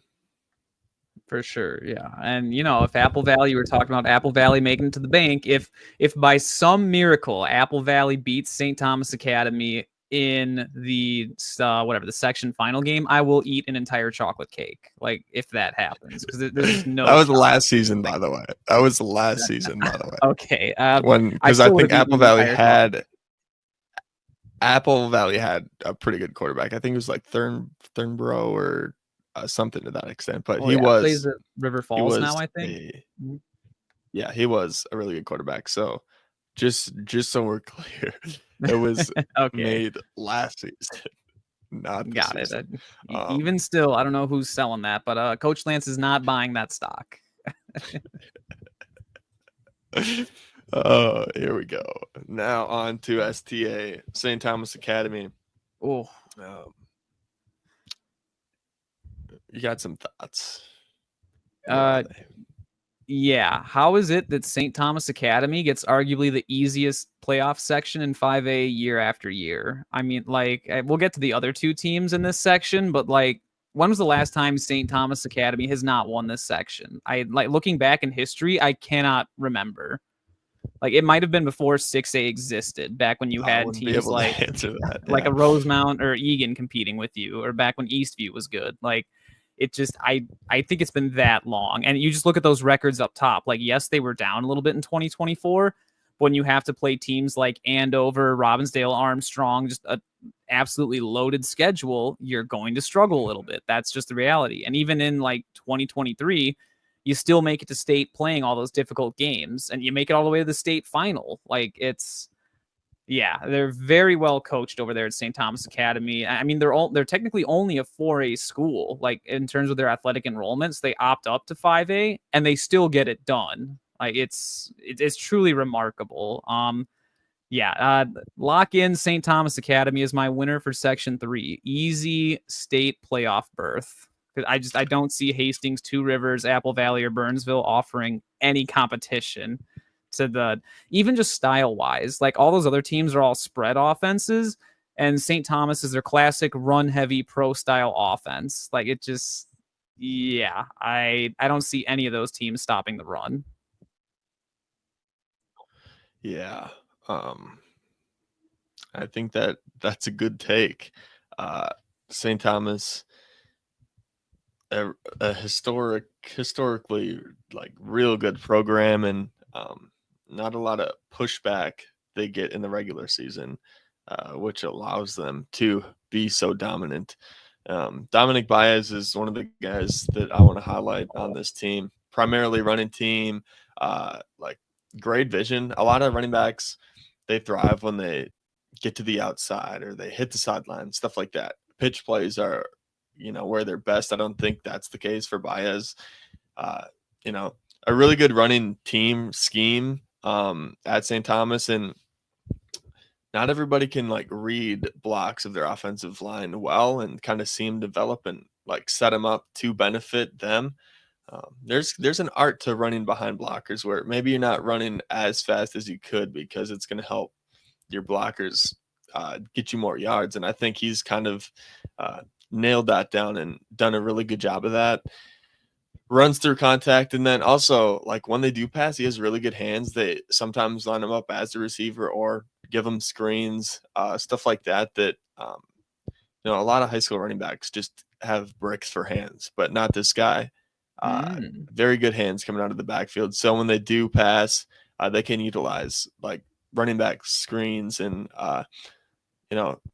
It's passes that aren't necessarily stretching the field vertically, but more horizontally out of the backfield that can also make St. Thomas not a dangerous passing offense, but serviceable at least. Definitely, yeah. And like we said earlier, they just kind of want to set up the passing game off of their run heavy game, which, now that he's kind of that multi-talented running back, he can do either. He can catch out of the backfield if you want to spread it out, or if you want him to be a downhill runner, he can do that too. That's St. Thomas Academy always has some of the best running backs in the state. I don't know how they do it, but like before him, there was Savion Hart. Before that, you had Love Adebayo. I don't remember who was before those two, but like, one of my, yeah, it is. Like, thinking back, we scrimmaged at Lakeville South. We scrimmaged St. Thomas these last 2 seasons. I remember in 2023, I mean, we smacked them like 10 touchdowns to 1. And, it's not anything against St. Thomas. That's kind of the difference between 5A to 6A football, the physicality. But I remember Savion Hart, like, wonderful young man. He came up to every Lakeville South coach and shook every single person's hand, said, "Hey, thank you for the look. Thanks for the scrimmage and everything." Like, just remarkable culture that they have over there at St. Thomas. Just, I know that's a private military school and whatnot, but just the maturity and everything you see over there is fantastic.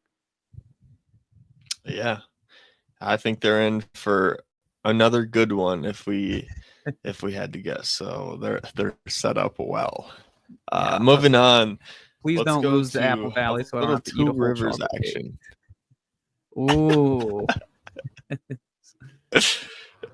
Oh, Two Rivers. If they do, we'll have to get a video. We're gonna yes, do a live stream on the High School Football Network. St. Thomas throws section final to Apple Valley. Coach Lance to eat a whole cake. Please. The first live stream of the channel, that would be insane. No, I'm just gonna go ahead and say that's not likely to happen. So, Two Rivers. We talked about teams that play in the Twin Cities district yet for 5A and below? I don't think we have. No. Okay. So I guess we'll do a 6A comparison first. In 6A, we have that Metro Maroon division, which is just kind of all the, rebuilding teams that can't compete with like your upper echelon 6A teams, like your Parks Cottage Grove, your Roseville, Eastview, Hop versus the World. They're all in the little Maroon team. They get to play each other instead of their tough section opponents in exchange for being bottom seeds in the playoffs. That's sort of the same thing that Two Rivers used to do. They used to be in what's called the Twin Cities district, which is just kind of like a lot of the inner city schools, like your St. Paul and your Minneapolis schools, plus a few others like Richfield. Two Rivers used to be in there. So it's not just all 5A. It's a mix of like 5A, 4A, and even some 3A teams. But again, it's the same concept of you are giving up your playoff section seeding to take a lower seed in exchange for an easier schedule that you can be more competitive in, is basically the bottom line. And that's what Two Rivers used to do. But now Two Rivers is out of that. They're playing a real 5A schedule, and it's not exactly easy. Well, aside from Simley. Were they in it last cycle? Yes, in the last cycle they were, which is why, Apple Valley had that upset over Two Rivers, because Two Rivers went 8-0 last season, but it was in the Twin Cities district. So, you're playing like all these Minneapolis and St. Paul schools, and they're just blowing over them. Mm-hmm. But then when you get a wounded 2-6 Apple Valley Eagles team at home, because you have a first round bye, you just get smoked. And I think that was before they looked closer at the playoff section seedings, because 8-0 Two Rivers was a 2 seed. And it's like, okay, and the 4th seeded Eagles or 5th seeded Eagles that were 2-6 are able to beat you. It just might need to weigh that out a little bit. I don't know if we should be giving a team playing in that'd be like if Hopkins did somehow manage to go 8-0 this season and we gave them a number 1 seed. When?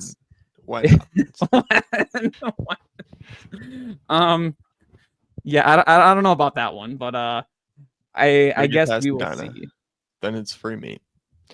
Yeah. This isn't a Hopkins podcast, though. I think SLP is a tough week 1 game for a team that's coming up and doing the real deal now, like you're saying. It's very, very good insight for just kind of, because I didn't know what you were explaining before today. So And it does make sense because I was noticing something was up, but I didn't know that something until you explained it. So That's why you appreciate the see insight. definitely, yeah. That's why you notice their 2023 and 2024 seasons both feature 8 wins. That looks a little Right. odd considering their history Outliers. before that, Exactly. right? So it's context that we can add to make these records like make sense, and like a big step back is what I would I don't like saying those things, but when you take into consideration like what their schedule is and kind of like the context of why they have had 8 wins the past 2 seasons, not that they won't be talented, but like this schedule kind of sucks, to be honest. I, I could see them squeaking out a 4-4. You know, they can probably beat like an Apple Valley, a Northfield, Burnsville, or a well, yeah, Apple Hastings, Valley and Burnsville are the ones that maybe. Northfield Yeah, maybe. But then 3. you look at I'd those give other them tops 4. 3. It's Tops 3. yeah, but like, do you think Two Rivers has any shot of beating St. Thomas or Mankato West? I Nope. don't know that I'd favor the Warriors in those matchups. Nope. SLP and Simley. Those are toss-ups. I mean, Spring Lake Park is not who they used to be. We'll talk about the Panthers when we get to part 2 of this video eventually. But they're not who they used to be, and Isn't Simley's kind of Simley dropped 4A? off. Simley is 4A. You are correct. Hmm. So this is one of those like weird little 5A, 4A crawl. There's not too many. I think that Two Rivers plays Simley. Obviously, we mentioned, I think it was at Northfield that plays Faribault. And then I know Bloomington Jefferson plays Benilde St. Margaret's. Those might be the only 3. There might be one more that I'm forgetting, but it's I like pretty rare. Simley. I get their 4A. Mm-hmm. That's not a team that Two Rivers can just chalk up and be like, that's a win. Yeah, They no, are. Simley's a good team. Yeah, they're going to be good this season. So we're really looking as the meat on the bone to eat here. I'd start with Burnsville. I'd go to either Hastings or Apple Valley or Northfield. I don't know. Definitely. And, you know, I think Two Rivers is going to be able to score points against some of these teams. They got a pretty solid, like, spread option, or not spread option, just like a good spread offense.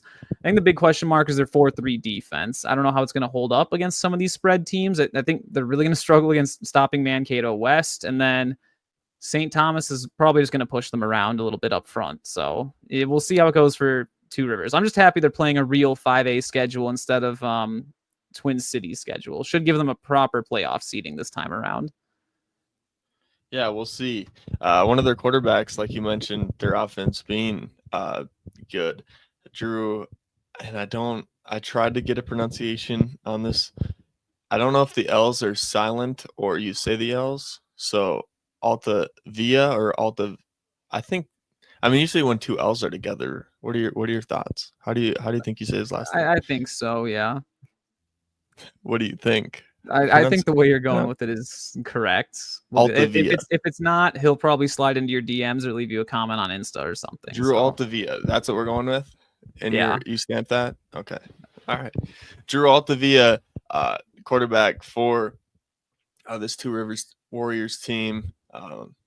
First thing, a bucket dropper. You know, like the first bullet point of my notes is usually what comes down first. And like, man, his deep ball, really impressive, like deadly accurate. I would argue completing 70% of his passes, which is a lot, and that's really good, especially when you do look at his film and he's not just throwing screen passes, he's chucking the ball. Yep. And he's completing nearly 70% of his passes, which is like top-notch stuff in high school football. 1,500 yards, 21 TDs. My NFL comparison. So we had Cordero Patterson flash up earlier. We got Russell Wilson, but not a Denver Steelers Russell Wilson. a Seattle Seahawks Russell Wilson. Two Rivers, let's ride. No, we're not gonna let's ride it. That would be Broncos. Okay, it's got to be Seattle Russell Wilson. That's the comp I'm giving him. a fun guy to watch. Improvise. I think he's undersized for a quarterback. I wanted to say like 5'10" ish. And as part of my Russell Wilson comp, there will be a Russell Westbrook comp coming up here There you soon. go. Russell Wilson. Yeah, the game reminds me a lot, and just my main reason was improv and also like his deep ball. When I'm talking rainbow, like just like really impressive stuff. So you would say that his mechanics are good as a quarterback? Because my first question to you is going to be, well, now what's the quality of opponent that he's dishing all these dimes against? Well, it's hard to say mechanically when I do have grainy footage from the box, but it doesn't look like terribly. But if I had to guess, his mechanically very well put together, and that is what leads to not everybody can throw a ball that goes to the moon and drop it down in his receiver's arms, and I think that's going to translate no matter what competition. The question I have is, now the coverage is going to be tighter. Now the coverage is going to be closer, and I think his accuracy is going to. I'm confident that on film is going to like repeat. And it's just a matter of our receivers going to catch more contested footballs, if that makes sense. Definitely, yeah. I mean, I got to see him in person. Another secret 7-on-7 South did was actually with Two Rivers, and he looked very good against our JV defense. Looked very good against our JV defense. Cool. That little yeah. Little shot there. It's all right. Poke. Yeah. Well, like Hastings you said, here. a little bit change in competition. So right. Yeah. True that. Let's go to Hastings. When I was doing the graphics, I typed Hastings Pirates, and I was like, nope, it's the Raiders. Because when I look at their logo, the only logical conclusion is a pirate. Is a pirate. Am I wrong? What do you think of the Hastings logo? It's not a raider. Well, I can tell you what, that's not a raider. If they're going to keep the logo, it should be school should be named the Pirates. You want to make it even more confusing, Caleb? Have you ever been to a Hastings football game out there? I've not. So they have a really sick stadium. It's like built over their old stadium. So they have like natural rock work surrounding the bowl and everything. It's really sweet. Great turf field. And they actually have a pirate ship at the west end zone. So it's actually even more confusing. What the heck? Is it one of those things where like they had to change their names because people were getting too aggressive with the word pirate? Like pirate wasn't flying, so we had to cancel it and move to Raiders. I have no idea. That'd be a good question. Are there any teams in? All right, now I'm curious. I got to check Minnesota scores. Is there a single team in Minnesota that are the Pirates?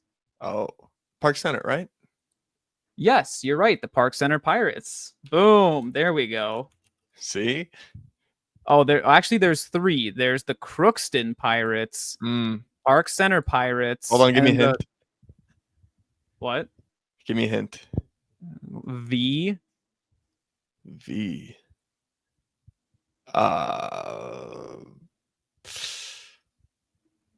I don't even know if I've heard of this team before, which I totally apologize for. It's no disrespect. I just don't know what part of Minnesota this is. What is it? Verndale Pirates. They're a 9-man team. Okay. I have their logo somewhere on my computer. Somewhere they exist. Verndale. Yeah. Shout out Verndale. Let's go. Yeah, but no. If you do get a chance to make it out to Hastings, they do have an awesome football field. Well, they do have one of the best running backs, and I might be jumping the gun a little bit, but I'm going to get to it quick, and we can go back. You're pretty spot on. He definitely torched us when he was a freshman. We still ended up beating them, but he's a good kid. Yeah, one of the best running backs in the state, Zach Shatek. class at 2027, from what I've gathered, 1,000+ yard rusher in 2024. This dude, he gets to the edge like real easily, and that's kind of where he wants to get so he can use his speed. And with him having the ability to make the first guy miss pretty much every time, makes that pretty easy. Just little juke and then find the sideline and burn it. Quite the impressive running back coming out of Hastings, a bright spot for the Raiders. Definitely. So like schematically, something I don't get is that at the lower levels, Hastings is a triple option flex bone offense. You know, they've always been 3-4 defense. That's consistent, but their offense is that triple option flex bone. But on their varsity, they start to do more creative stuff and they get rid of the triple option plays. It's like entirely the Zach Shattuck show. And it's like, well, don't you want to do like option plays to try and open things up for him? Because like if I'm a DC preparing for Hastings, my backers scrape with the running back. Like that's all you have to do. You just go where Zach goes, and well, now what's Hastings going to do? I don't know if anyone has thought of that in 5A. I'd certainly hope so. But like from Hastings' perspective, it's like maybe put him as your fullback, run some inside veers. Then if you have another, like I know Hastings has more fast kids than just him. Then you get another kid going around in the orbit motion. If they all attack Zach, then quarterback can hit him on the pitch. If the safety comes up to hit you, like there's different ways to take advantage of, I guess, protecting your best player so that you're not just only relying on him. Opening things up a little bit more. When you say you don't know if people have thought about that, it's not like this team is, winning a lot of games. They were 4-6 last year, so that I think that is other true. teams. I'm looking at it from a Bloomington Jefferson perspective, I guess. Got it. Yeah. Any more thoughts on what should be the Pirates, but we call them the Raiders? Really cool stadium. If you do ever get a chance to make your way out there, Hastings is a pretty cool place to watch a football game. I should expect at least. I can't wait to see the Pirate ship. I'm kind of the Raiders ship, Caleb. The Raiders ship. Sorry. The Raiders ship, of course. I don't know if they actually fire like a cannon out of it. I know South St. Paul used to have a cannon that they would shoot off every time the Packers scored. Amazing. Yeah, the Hastings needs that. Gosh. Well, that'd be even more confusing. You're the Raiders, but you have a cannon in a pirate ship.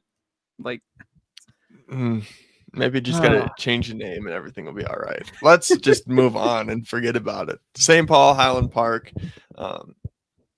I have written down. This isn't my notes. I just kind of put it on here. Tartan has ended their season 3 of the last 4 years.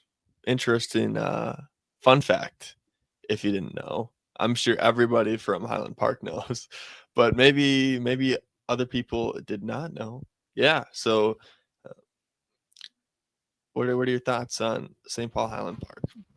Definitely. So kind of going back to what we talked about with Two Rivers, we mentioned the Twin Cities League, how some teams decide to play in that Twin Cities district for schedule relief so that they don't have to play like the other tough teams in 5A in exchange for lower playoff seedings. We actually have 3 of those teams in Section 4 here, and St. Paul Highland Park is one of them. Because if you look at their schedule, like, sure, you have to play Mahtomedi, who's in your section, but all the rest of those teams are all Twin Cities teams. Like Richfield, even though they're 4A, they're a Twin Cities team. I don't know, who's that Week 4 matchup? That's not Minneapolis Camden, is it? Johnson, yeah. So I think St. Paul Johnson's a 4A team or 3A. They're down there. But you start to see a lot of matchups, and then it just makes it so hard for the playoffs. Like if you look at Highland Park's records, like, yeah, they've been able to compete and that's awesome. But then come playoff time and you lose to Tartan of all teams in the last 3 of the last 4 seasons. Like, again, it's kind of like, I'm not going to we'll pick on Roseville this time. It's kind of like a Roseville Metro Maroon situation where you can compete in the regular season, but then come playoff time, now you have to go to a 1 or a 2 seed and kind of get a little bit of a wake-up call. But, it's fun for the kids in the regular season, and that's really all you want to do for these programs is let the kids be able to compete so they're not getting blown out by, like, St. Thomas Academy every week. Right. one of my favorite guys to watch film on is Brandon Jackson, linebacker, running back. He plays outside backer in kind of like a 3-4 system where he's usually wide on the wide side of the field, hovering around a slot receiver. Usually, backers aren't very versatile where like he wouldn't be able to play in the box and be rough if he's one out there. Usually that's where defenses kind of stick their weaker linebacker or guy that they're kind of less confident in making the plays just because they're a little further away from the tackle box, but I don't think that's the case. This guy's probably one of their best tacklers on the team. His lead blocker tape is unbelievable. If you haven't watched it, you should. Like I said, very good in space. He plays that like weak side linebacker role really good, or not even weak side, but just wide side, I would say. Oh yeah. In covering receivers and when the ball gets ran to his side, also making plays. My comp was a prime Russell Westbrook. I wanted to go like Energy Bunny or something, but just like after every play, he just like gets up and it's just like instant energy. And if you've ever watched prime Russell Westbrook after he's dunked a basketball and like you'd see his reaction, like that's Oh yeah. and you can kind of see it in the picture a little bit. Like that's just like the energy that this guy plays with, and I think he would be a fun teammate to have, just with that energy kind of going around the locker room and stuff like that. I definitely enjoyed watching it, and I was just from the film, I can only imagine what it is to like coach him and be his teammate. But a really, really talented player, and we'll see what he can do on both sides of the ball. It sounds like the quintessential player for their system, because I think they're still they're a 3-4 defense, 3-3 nickel package. But I think they still run an old school like heavy I formation with 2 fullbacks and a running back, and then 1 receiver split out. If I'm a running back, I want to be running behind this dude because he was just like, he did not care. He only cared about getting you to the ground and flexing all over you. That's awesome. That's exactly the kind of kid that you want. And it sounds like St. Paul Highland Park is using him exactly right. That, funny enough, a Twin Cities team is able to use a kid to the strengths of his talents when maybe some 6A teams aren't the best at doing that. But you never know. You kind of get sporadic results all across the state of Minnesota. That's what makes it so interesting. Every team's different. But yeah, we will see what Highland Park can get done. Maybe they can upset one of these other teams in their sections in the playoffs. We'll see. Who knows? I wouldn't put it past them. Moving on, CDH. Judging on that reaction, you got some things to say. Let's hear them. Oh yeah. Where do I even start with? Well, another team that is the Raiders. Goodness. Well, new head coach this season. I think that's one of the biggest things. Kim Royston is in as the head coach. Steve Walsh is gone. I don't know if you've seen any Raiders film recently, at least on the offensive side of the ball, because obviously Lakeville South, our new OC, came from CDH. I was talking with him about their schemes and everything. Apparently, the whole offense over at CDH was they don't care about a system. They just want to run great plays. And like that works if you're Steve Walsh. I mean, former NFL quarterback, former CFL quarterback. I mean, he processed very pro style last year, at least, because that's from what I remember. I don't know about like all of his tenure there, but last year observing very like pro stylish, and they did some pro style, they did some spread, they even tried to do some plays out of the power tee. So they definitely did a lot of stuff, and it's always hard to keep track of offenses like that, and it works for an NFL type guy that he's like a Ryzen 9 7950X 3D like processor. But now, can your high school kids that are a Lenovo ThinkPad laptop process at that same speed? Well, this is a private school. That is true, but based on their record, I'd probably argue no. Are we hating on Lenovo? No, I'm not going to throw Lenovo. Okay, good, because I got one right here. All right. We'll just say there's better options out there. That's a good way to put it. Sometimes I would Taco Bell agree is as a Lenovo user. I would agree. Hate this thing Lenovo sometimes. users there. It's kind of like Taco Bell. Taco Bell, when you want Taco Bell, it absolutely slaps. But if you're craving a steak dinner and someone gives you Taco Bell, then Taco Bell's not looking so good all of a Underwhelming. sudden. Yeah. Yeah. Yeah, I think at least CDH has the benefit of a mostly easy schedule. It's kind of funny. You've got an insanely difficult game weeks 1 and weeks 8, but then sandwiched in between that it's almost like an Oreo. Like you have these 2 cookies on the outside that just ruin everything, and then you got this nice filling weeks 2 through 7. Right. I think we could see a 6-2 CDH team. I think Coach Royston's doing a lot of spread stuff for them. I was watching some of your 7-on-7 highlights, which awesome footage, by the way. But their passing game's looking real lethal. What do you think about CDH? Yeah, well, I know I think you kind of hit on it of the Oreo, and it's a matter of getting to that at least 6-2, because that's my minimum expectation for this team is 6-2. Like they should take care of it, but like the tendency is to like that's 1, 2, 3. That's 6 weeks that you got to go through that you're like, well, we should win this upcoming week, and that's kind of when you let your guard down, and then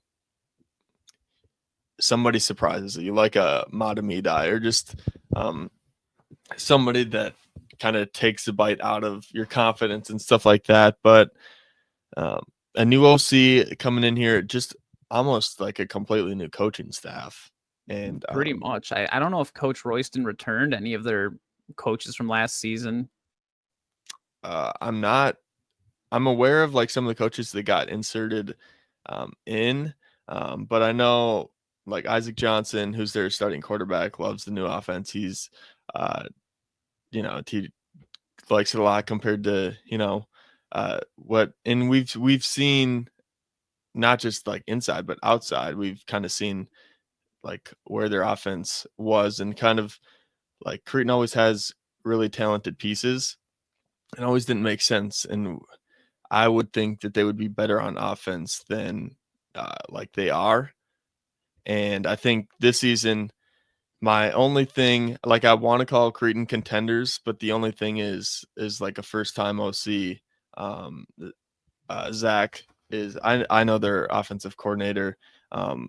He's it's one of those things when I trust the dude. He knows a ton about football and stuff like that, but your first time calling plays on the varsity level, it's just like a whole different animal. And I've never done it, so I can't know exactly what he's going to go through, but I know that this year with the talent he has on his team is going to be like his worst year as a coordinator. Although his offense might like the offense and stuff like that, like 5 years from now, he's going to look back at what he did his first year and be like, man, I could have done a lot of things better. And that's kind of where I hesitate of being. I like the offense. I like what he's doing, and I like the pieces he has. But it's just a matter of getting him like live bullets now. And I think week 1 is going to be a big test. And I think weeks 2 through 7 can be good, kind of, because you're going to have room for error in those games when you can kind of learn and stuff like that to get ready for not only Elk River, but going into the postseason where I expect this team to do big things. Yeah, I mean, Isaac Johnson's one of the quarterbacks that I think is one of the best in state. And with the new offense that I know he likes, I think he's going to be playing confident and better than he was last year. Yeah, an interesting team that's sort of not unknown, but there's a lot of what are we going to get from this team, and I'm excited. I think I might be going to record the STA Cretin game week 1 just because I think there is kind of a big lore to that in both ways and it's also at the TCO performance like field or whatever.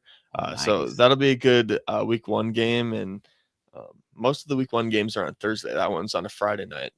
So Ooh, prime it'll time. be, yeah, it'll be a fun one to definitely kick off. And Zach, the OC's not getting any favors in week 1, kind of just hopping into St. a Thomas. really good SDA team that is not going to be taking Cretin lightly.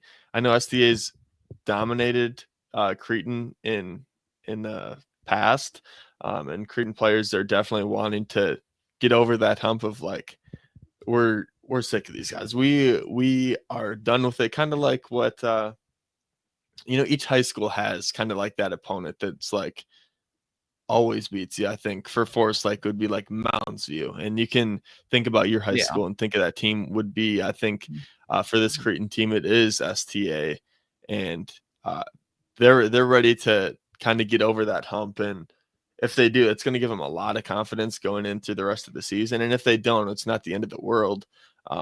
They just got to ramp it up before they get to that postseason where that Elk River game at week 8 is an interesting thing that I don't know how they're going to fare, but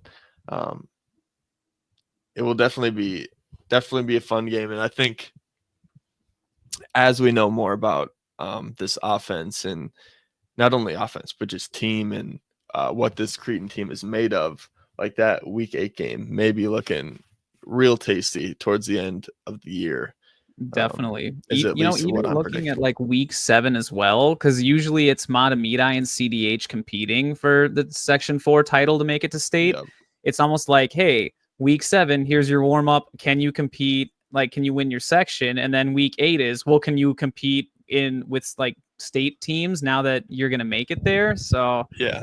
kind of a little wake up call. Also, as I was looking through the records at the top, did you know in 2020, CDH was still playing in 6A? That their one win well, for the most part, they were in 6A. They were 0-5 against 6A teams that year, and the one game they won was at home versus St. Paul Central. Ooh, and they gave up 59 points to Lakeville South in the first round of the playoffs. That's a rough break for the Raiders there. Oh, you know what? Small little detail we forgot to mention. Cretin-Derham Hall is technically a 4A school that opts up to 5A, just like St. Thomas. So it is pretty impressive that these two 4A teams can compete at such a high level in a higher classification.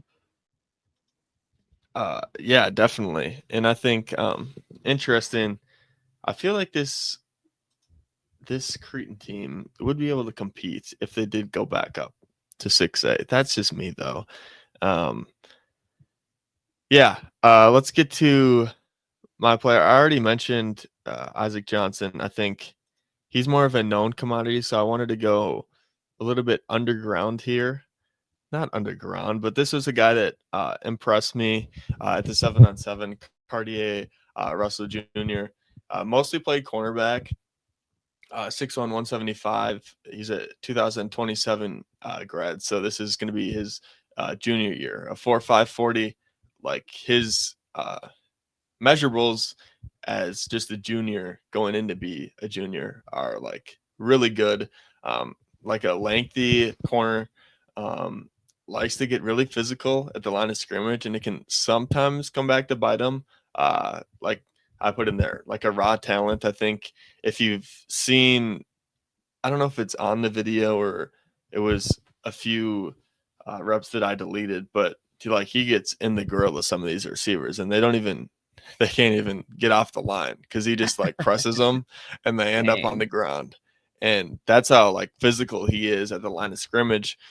He does get caught up raw talent wise, like the talent's there. Now it's just got to be honed in. And with that new coaching staff, I think they're going to do a really good job of that over there at Cretin. And I mean, this dude, we might be looking at like the early version of one of the best defensive backs in the state that nobody knows about. As soon as he gets a little bit more technically sound, more fundamentals in his game, I think we're looking at a real player here for Cretin. So, and that's not to mention like they also had like a pretty Division One looking tight end that Isaac's throwing the ball to. That's just Ooh. like a mass of a man that um, I don't see any defenses stopping, and that's not even touching on. Like I can go on about Cretin's weapons. I think some of that, like some of the front stuff is where you see, because again, like athlete for athlete, this Cretin team could probably play against anybody, but it's when they play in Elk River and they put their heads down, and that's when it gets a little, at least for my money, I get a little scared of what this Cretin team can handle. But that is to say,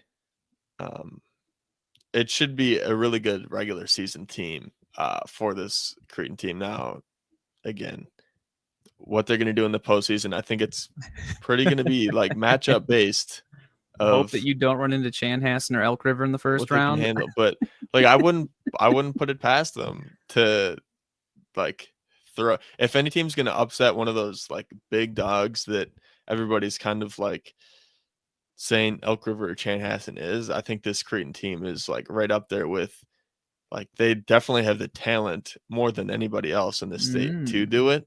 Now it's just a matter of actually putting it together. And I'm interested to see where Zach Edwards, the offensive coordinator, takes this offense and runs with it in year one of his system. So that'll be fun.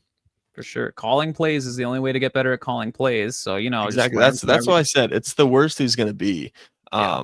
And that's not like a slight to him, but that's just like the reality of when you become a play caller, like you're only going to get better with experience. So Mhm. this is, if Cretin's going to have a year, like they got all the talent on their roster to do it. So I wouldn't put it past them. I think I put a poll up and it was pretty like 50-50, 60-40. The Cretin were contenders in 5A. Mm. Um, so the general public might be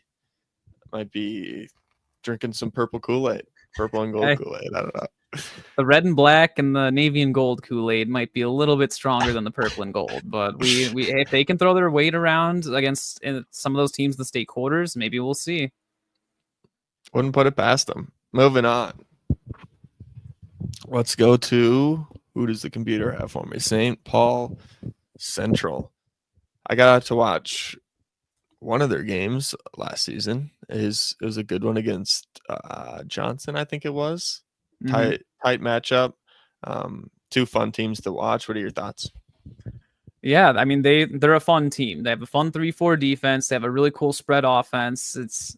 They are an exciting team. The thing is, they're all kind of like St. Paul Highland Park. They are a Twin Cities team, so kind of like 6A Maroon. You're playing an easier schedule in exchange for not as good of playoff seeding. But I think that's really just all you want for the kids at St. Paul Central. You want to go out and you want to be able to compete every week and just have fun playing football. Like, I don't think anyone at St. Paul Central is like, oh yeah, we're winning the state title this year. CDH is going down, Chan's going down, Armstrong's going down. I think they're just going out there hoping to have fun every Friday, which is really all you can ask for any kids. So yay for St. Paul Central. They should be able to win some of those games that they have coming up weeks 1-7. Yeah, it was an interesting Kassan Manterville matchup week one. That kind of caught me off guard a little bit, of just like intrigued, just because I mean at least I didn't expect that. I definitely But did not either. Not even just a 4A team, but like a really good 4A team. right. Wow, run heavy. Yeah, definitely run heavy. But yeah, I think I wanted to say they had like a few people graduating that when I was going through and trying to pick a player, they were one of the teams that like didn't have a lot of stats up, and with the people graduating that I knew, there's not a lot of research when I did the research to like give any players to. So I think this is more of like an unknown team for me, where I'll be interested to like keep tabs and see what players can illuminate themselves from like the pack and uh, be leaders of this team to to lead them to get some wins. Anything else? Definitely. Yeah, maybe you can knock off Tartan in the playoffs so that Highland Park doesn't have to get eliminated by them again. Let's go. Maybe. We'll see. If one of these St. Paul teams can knock off Tartan in the playoffs, I will give them 1 green check mark. No chocolate. The Harding Knights. Here we go. Record the past 5 years. Looking bleak. The last 2 years, 0-9. Oh, Both years. 7-1 before that. You know, I think this is a product of what you were saying, maybe, is what I chalked it up to. yes. The section changes or whatever. You know, I got to look this up. Are they still a football co-op? Because I think they're okay. They are, because I know that St. Paul Harding and St. Paul Humboldt used to be separate football programs, and now they're the same. Mm-hmm. So I think they're the Harding Humboldt Nighthawks or something. I don't know, some kind of cool sounding name. But they combined in 2022, and they had a pretty solid season. And then after that, things just kind of plummeted. I don't really know why that is, especially when it plummeted. Plummeted is the right. Enter the dark ages. We got another dark ages. I want to say that they played a regular 5A schedule this past cycle, which is, you know, why you see the 0-9s, because they're playing against much stouter teams, as opposed to you look at this current schedule they have in the coming cycle. They're playing all the other Twin Cities charter team, or not charter, but other Twin Cities district teams. So kind of like with St. Paul Central, you should be able to compete a little bit better with a lot of these teams. I don't think that Harding Humboldt is going to go 0-9 again. Yeah, let's go. Let's predict some wins here. Yeah, I mean, actually, I don't know, because they were playing a schedule like that last year, apparently. The only game they played outside of that was Robbinsdale Armstrong. Otherwise, the other 7 games were all Twin City games. That one wasn't pretty. That one was not pretty. To put it into perspective, they had one playoff game. They lost to Tartan 47-12. And you were talking about Tartan earlier. We'll get to the Titans here in a second, but giving up 47 to Tartan, that's rough. That's rough. Not where you want to be. Maybe, I don't know what the most active losing streak is for any high school team. That would be 18 losses in a row. I don't know what program has the biggest. I know it was Hopkins. It was 19 if you count the playoff loss in 2022. Oh, right. So we're up to 19. So, I wonder. I bet there's probably a few 9-man teams that are up there, because I know some of these 9-man teams are a little rough on the edges when it gets like that far out. But hey, I think, is it safe to say that they're gonna get at least one this year? Can we? If they're 0-7 after the first 7 weeks, I'm gonna push hard for them to get matched up with Burnsville, and we need to see a Harding Humboldt versus Burnsville football matchup week 8. And then, because one of the two teams is going to get a win this season, it's gonna happen. So, making people happy. Hopefully they break the 19-game losing streak. Again, only time will tell, and hopefully Harding can turn it around. For sure. I think they're also a spread offense and a 3-4 defense from what I remember. Yeah. So I mean, they're more of a pistol spread, but pretty similar to Central. So I don't know. Yeah. All right.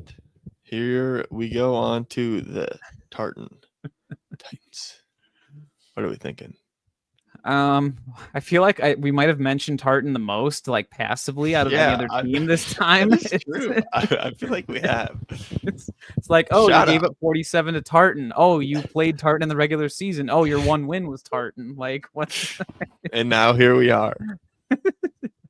I guess they had a little bit of a bounce back season last year, but who were all those wins against? Like, obviously, you did beat Harding Humboldt. Not Cretin. Well, they did lose to Cretin. They actually played Cretin not too shabby, 28-14. CDH has Yeah, no his score business looks better only than it giving up was. like 14. Like, I left at um, halftime. oh, all right. You know what? Here's their wins. They beat Highland Park twice. They beat Mahtomedi, which is actually a solid win. Interesting. Mahtomedi Yeah. was down a little bit. They beat Northfield, and then they beat Humboldt Harding. Those were their wins. Interesting.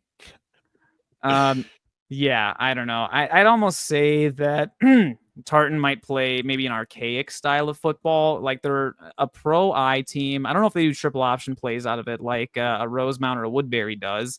That I But can remember. run heavy team, 4-2 flex defense. It's not quite. They had a what good you running see. back last year too. Oh yeah, They did, but they need to get obviously it worked against some teams, but yeah, not the one I was at. No, I guess on the bright side, if you're Tartan, you have a favorable schedule. Like outside of Mahtomedi and CDH, like you should be able to win. I mean, there might be single-digit wins if you combine the win totals of the other 6 teams on that schedule. Well, I mean, Tartan's turned out one of the more successful college players in the past 8 years. Oh, that's right. Dorian Singer. That was like late 2010s. Mm-hmm. He played for him, and then he played his senior year in Arizona. There we go. He's played at USC, Utah, a few like top-notch programs that he's done good with. He scored a touchdown on Travis Hunter last year. Yeah, sick. Minnesota, baby. Yeesh. Well, Tartan should do him well in his spirit and win a few games. Lucky for Tartan, you've got 3 teams on there that are 0-9 last year in Harding, Humboldt, Century, and Burnsville. So you figure you got to beat at least one of those teams. I don't know how they're going to fare against Jefferson or St. Louis Park or Kennedy. They should be able to beat Kennedy, but the Jefferson and St. Louis Park matchups I find interesting. I think those could be solid competitive games. Lamont Smith, edge, out of film. He was all over. He's one of those guys where he's on the left side of the field as a backer. He's like rushing or something happens, and they throw a screen pass on the other side of the field, and he's there making the tackle.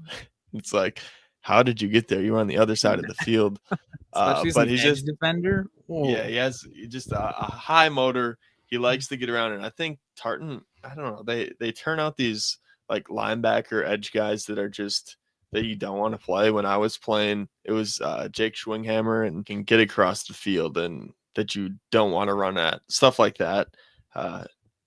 He's huge also. Like his physical attributes are like kind of insane.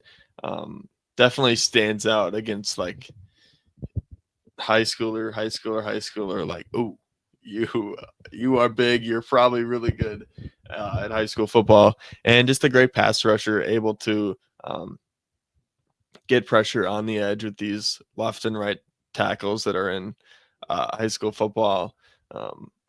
I like him. A very good player, and probably one of I would say their best defensive player last year. Wow, I might be giving Burnsville quarterbacks nightmares come week 8. So we will... might be. I would probably err on the side of yes to that. Wow, yay. Well, hey, maybe you never know. If Tartan manages to somehow find the will to beat Mahtomedi and Cretin-Derham Hall, maybe they can make it to state. I don't know if they'll beat an Elk River, a St. Thomas, or a Chanhassen, but maybe they can at least make it there. Slow down. At least I'm not doing that with my money. Not making that bet. Maybe yours. Mahtomedi. No. We mentioned a down year, but I mean, when we look at the past 5 years, 2020 through 22, like a top team, and then 23 kind of took a step back and one more step down the stairs in 2024. What are your thoughts? They're not plummeting yet, but like you said, it does look like things are going downhill a little bit. I know 2021, weren't they in the state title game against Mankato West that year? Or was that 22? That was 21, wasn't it? If I'm being honest, the early Mm, 2020s, I was not following high school football very closely. So in my gotcha. research, I've picked up things, but I think I'm gonna err on the side of you being wrong on that and me not giving you backup. I actually, now that I'm thinking about it, it definitely was 2021 because 22 was Elk River and Mankato West, 23 Chan St. Thomas, then 24 Elk River Alexandria. So I'm gonna say it was 2021 when we got I'll believe it. Mahtomedi Yeah, there. yeah. I mean, I'm getting like was CDH the team that I made the Oreo comparison with, where you have a really Yes, it tough was. game Yep. week 1 and week 8, That and was a then you just very good analogy. I like that one.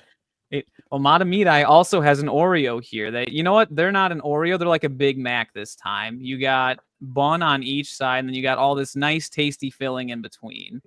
Like Is Cretin in that tasty filling or no? eh, we'll talk about that Or is matchup the in a bun second. But thicker on top? Okay. they built the Big Mac wrong. They did top bun, middle bun, then all the burger patties, the Seriously. cheese, and everything.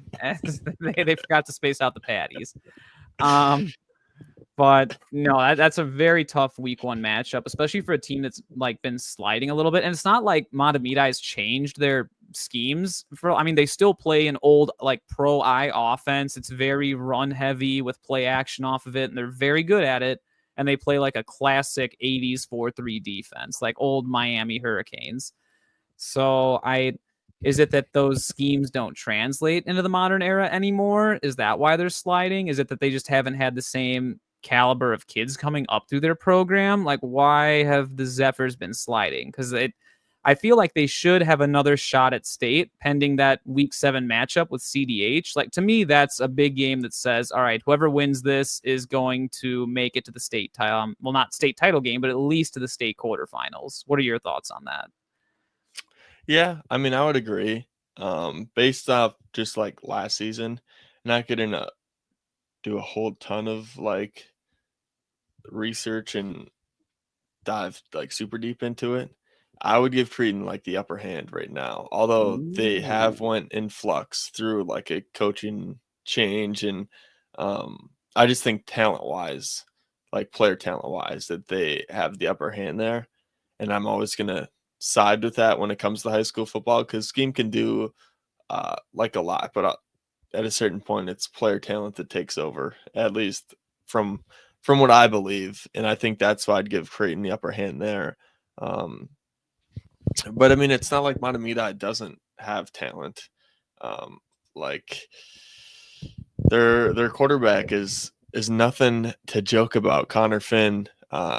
Like I put strongest arm in the state just because when you look at his huddle film, he is throwing the football like over exaggerating, but it's like, oh, there's another 90-yard throw. Oh, he's throwing it 75 yards. But he just like play action pass. And it reminds me of like a 5A Caden Harney to an extent, with a Yes. stronger arm.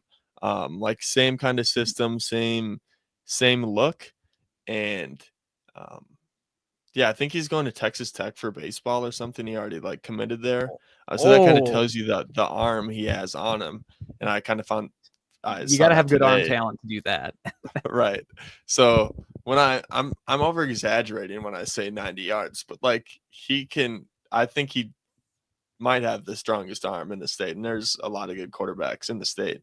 Um, but 39% completion percentage is like yikes. Like Yeah.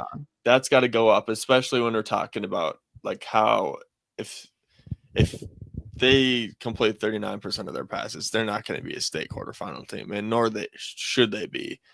So that's kind of the thing that, especially when it is play action passes and stuff like that, when you're doing That's that, the those should big be thing. high percentage throws. And I'm not really able to diagnose all that to like one cause, but that was just one of the things. And another reason why a very talented quarterback and stuff like that. But I just think roster wise, and I think quarterback wise, I would prefer Creedon over Mahtomedi.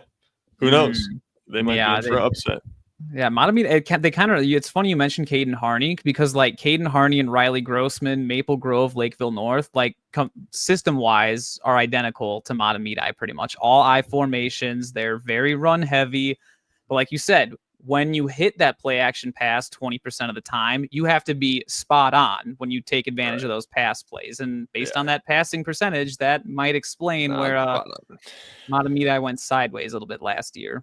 Yeah. Or maybe their run game wasn't as strong. I don't know. They did have a pretty stud receiver. I think his name was Joey Pipes. That's an all-time football name, Joey Pipes. That's awesome. I think they got another receiver.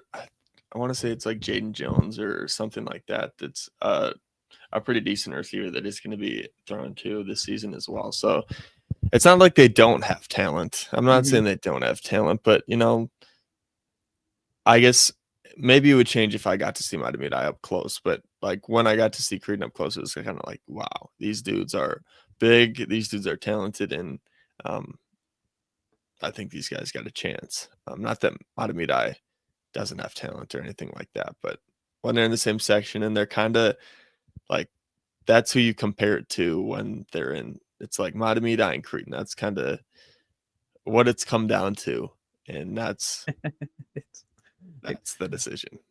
I'm just chuckling because, like, I think we're both pretty solid on it's going to be most likely CDH, but Mahtomedi might give him trouble to come out of Section 4. How do you think Mankato West feels, where they're looking over here and they're like, wait a minute, why do one of them get to go to state? Meanwhile, we have to go through Chanhassen, Mankato East, and Chaska just to get to the same spot. It's, but, you know, that's the hand you've been dealt. That's the hand you got to play. So if you want to be a state title contender, you got to beat anyone anyway. Right. Well, hey, that concludes our whole tour of sections 1 through 4 and 5A. 2 hour. Hopefully we'll keep this under 2 hours and 30 minutes. A long one. I'll put timestamps in so you'll be able to get to listen to the teams that you want to. Hey, or just listening to it in intervals of maybe Monday morning, you get through a fourth of it, and Monday coming home from work, you get through the second fourth, and so on. Consume it in intervals.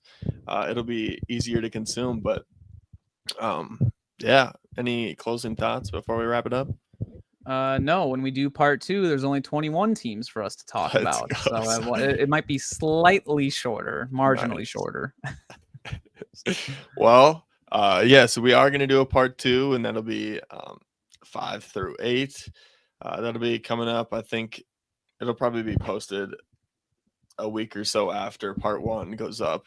Not sure when it'll get done editing and posting this. But yeah, thank you guys for coming along with the ride with me and Coach Lance of previewing all 5A teams. I know I had fun.